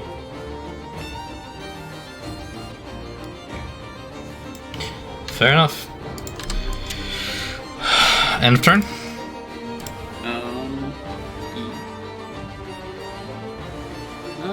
No, actually, so bonus action to make myself big again. But yes, that's it. Okay. At the end of your turn, Strahd uses his last round's legendary action to reappear here behind Irina, climbing out of the wall and facing face to face with you, Irina. It's gonna be the beginning of his turn. Before we call a session, because it is getting late, and his combat is giving you an insight toward what the fight with Strahd is like, especially in his own castle. I'm gonna commit one last act here. Now that you have control of her, Lorian, roll me a wisdom saving throw. Oh. Charm is an action. I think 7. See reason. Come back to me. And rise up. I go against those who will take you away from me. You have a choice. You're not controlled by Strahd, but in no way of shape or form can you treat him as a hostile, while charmed in his way. Okay. I'm gonna call it a session here. Give you guys time to deflate and discuss. And we'll figure out whether you will be playing Arena next session or a new character altogether. I don't know. This is still ongoing, probably Arena, just for continuity's sake. And we will see if we can make her like a PC, perhaps. But it's difficult because she doesn't have a weapon and she's a rescue attempt. So we'll see next week. Right. But maybe, just maybe, this session was a sort of teaching moment of trying to reconfigure strategy. Or keep bashing your head against the wall. I mean, like, that miracle did really help you with health. So if you're not, if you think you can do it, you can. This is one hell of arena for Strahd, though, with the whole like layer action phase. It's hard. I was surprised that there was no use of sledgehammer in this, in this, or like destroying terrain, because these walls are really acting as like a round shield for Strahd, total cover and all that. So I'll mark Irina as charmed by Strahd because she did not avert her eyes or anything. So whatever. I'm gonna do a meme about the Ezekiel, about Lorian. He gets killed. He gets a new character. He loses it in round 1. We'll see. Huh? Either way, I'm calling it here because I am le fatigué. Pretty fair. Okay. Any feedback would be appreciated. I know it's sessions with long combat are grueling, but there's literally like not much of an other way to run Strahd other than the best I can, right? So I'm open to suggestions. Like on this one, no. On the last session, like I thought about it. The only thing, it's like the situation with the fly spell. Like if you can let us know, like before the 2 minutes, like it's time is running out, like decide before. I did let you know at the 2 minute mark. The time was running out. I gave you more than enough time. I gave you a total of 15 IRL minutes. Like. Yeah. So the counter all provides that, because I do agree that that's something that needs to have been laid out well ahead of time as a table rule of outside of combat spells with duration last their actual duration. Yeah. Because, or close to that, because the big thing that doesn't happen that needs to be accounted for is the fact that we're not actually standing there. We're having to do a whole bunch of extra thought process of what does this actually look like and how do we not talk over each other to try and in series, not in parallel. Okay, because so there's a good I don't know the solution, but there was certainly chunks of that time when I was deliberately not doing anything because other people were talking and I didn't even talk over them. Okay. In a certain defense, would you have used a fly spell to do anything else that you would like to do, but you didn't get to because the duration was too short? Maybe go to a church. Not necessarily. Like I mean, we did everything. Yeah, but like I was discussing like to explore the church, like before going to the heart tower. chamber. But you went to the heart chamber anyways. Like, I understand what you discussed. I saw the plan on Discord. No. We did that, but because the time was out. Like we didn't have, like I didn't push for going to the church because there was no time to go and come back. Like I was under the impression that it's not that you didn't push to go to church, is that you didn't announce your plan at the moment. When I asked where you guys heading, people one by one just sort of, I go over the wall, I climb over the rope, and then one by one, eventually you sort of funnel lined into the tower. At no point did you were like, we should go to the church. Maybe if that was voiced, people would have redirected the route. So what I think it's getting to is that because part of why we said we went directly to the tower is that with 2 minutes on the fly, if we wanted to attack from above, we had to go straight there. But beside the point. Fair enough. But today's really good. I like it a lot. It was tough as nails. I will not upload a session video until next week because it's nothing but my end of things. I don't think you guys need session review for you fought Strahd. You're in combat. Strategize in Discord and all that, but I don't want all those sheets floating up in video spoiling stuff. No need for that. The only other one that I would potentially add is when you do have the vertical maps with vision, the fact that your vision is only horizontal and you don't see anything vertical when you're doing just from token vision does make things very complicated to try and understand. What's your solution? Where everyone is. My solution would be I don't have a great one, right? The way I've always done it, because I don't actually have the vision, is I basically run it. You can see everything, and then we have tracks on sizing on things and basically are running it, you can see everything, and then players go, because I can't actually see out that far and compensate for it. Basically, Okay. there isn't a good solution. The alternative you could do is you could do something of basically replicating tokens on each level that you could see out to, or So- what we did towards the end is where we're all on the same map. It becomes very tricky because you now have to deal with who is on what height. I asked. So you would prefer if I did something like this, where I have miniature tokens on the side view of the heights, say like, oh, we have like, I don't know, you over here. I'll have a little token where like, oh, well, you're like 180 feet, right? You're like over here in the tower. And Strahd, well, he's fighting the shield, so he's at 170, so he's like down here, right? So Would that be better for verticality? I don't know. I've considered using that in the past. Haven't had to.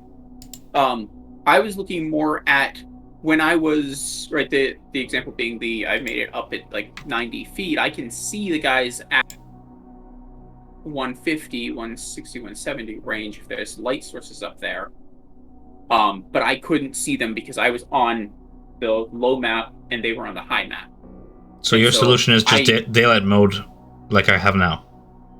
That's what I've done in the past for it. It's not ideal, but Okay. Right. There's not a perfect solution. That's just that was a thing. I don't know what the correct solution is. That was a thing that what we did towards the end, where we went kind of daylight mode of seeing everything and then dealing with it. That made things move a little bit smoother. But so what you're saying is, the daylight mode works as a solution. Yes. Okay, I'm keeping daylight mode just like you would have at an IRL table. That's fair. I just want to point out, beginning of session, how punishing it is to be out of range of sight of things for people who are in darkness. Just to really make you guys realize that like taking out the one source of light in this tower makes the entire tower dark. Fighting in the dark is just another folly in the plan. Something to remedy should there be a second time. For this fight, that is. Okay. Was it something else? Yeah, like for verticality, in my case, like for me, it's easy to understand like the numbers that each token have. Like I want 170 on mine, so I just change it, and that helps for me. I don't know if everyone shares that idea. Just wanted to say that. The numbers.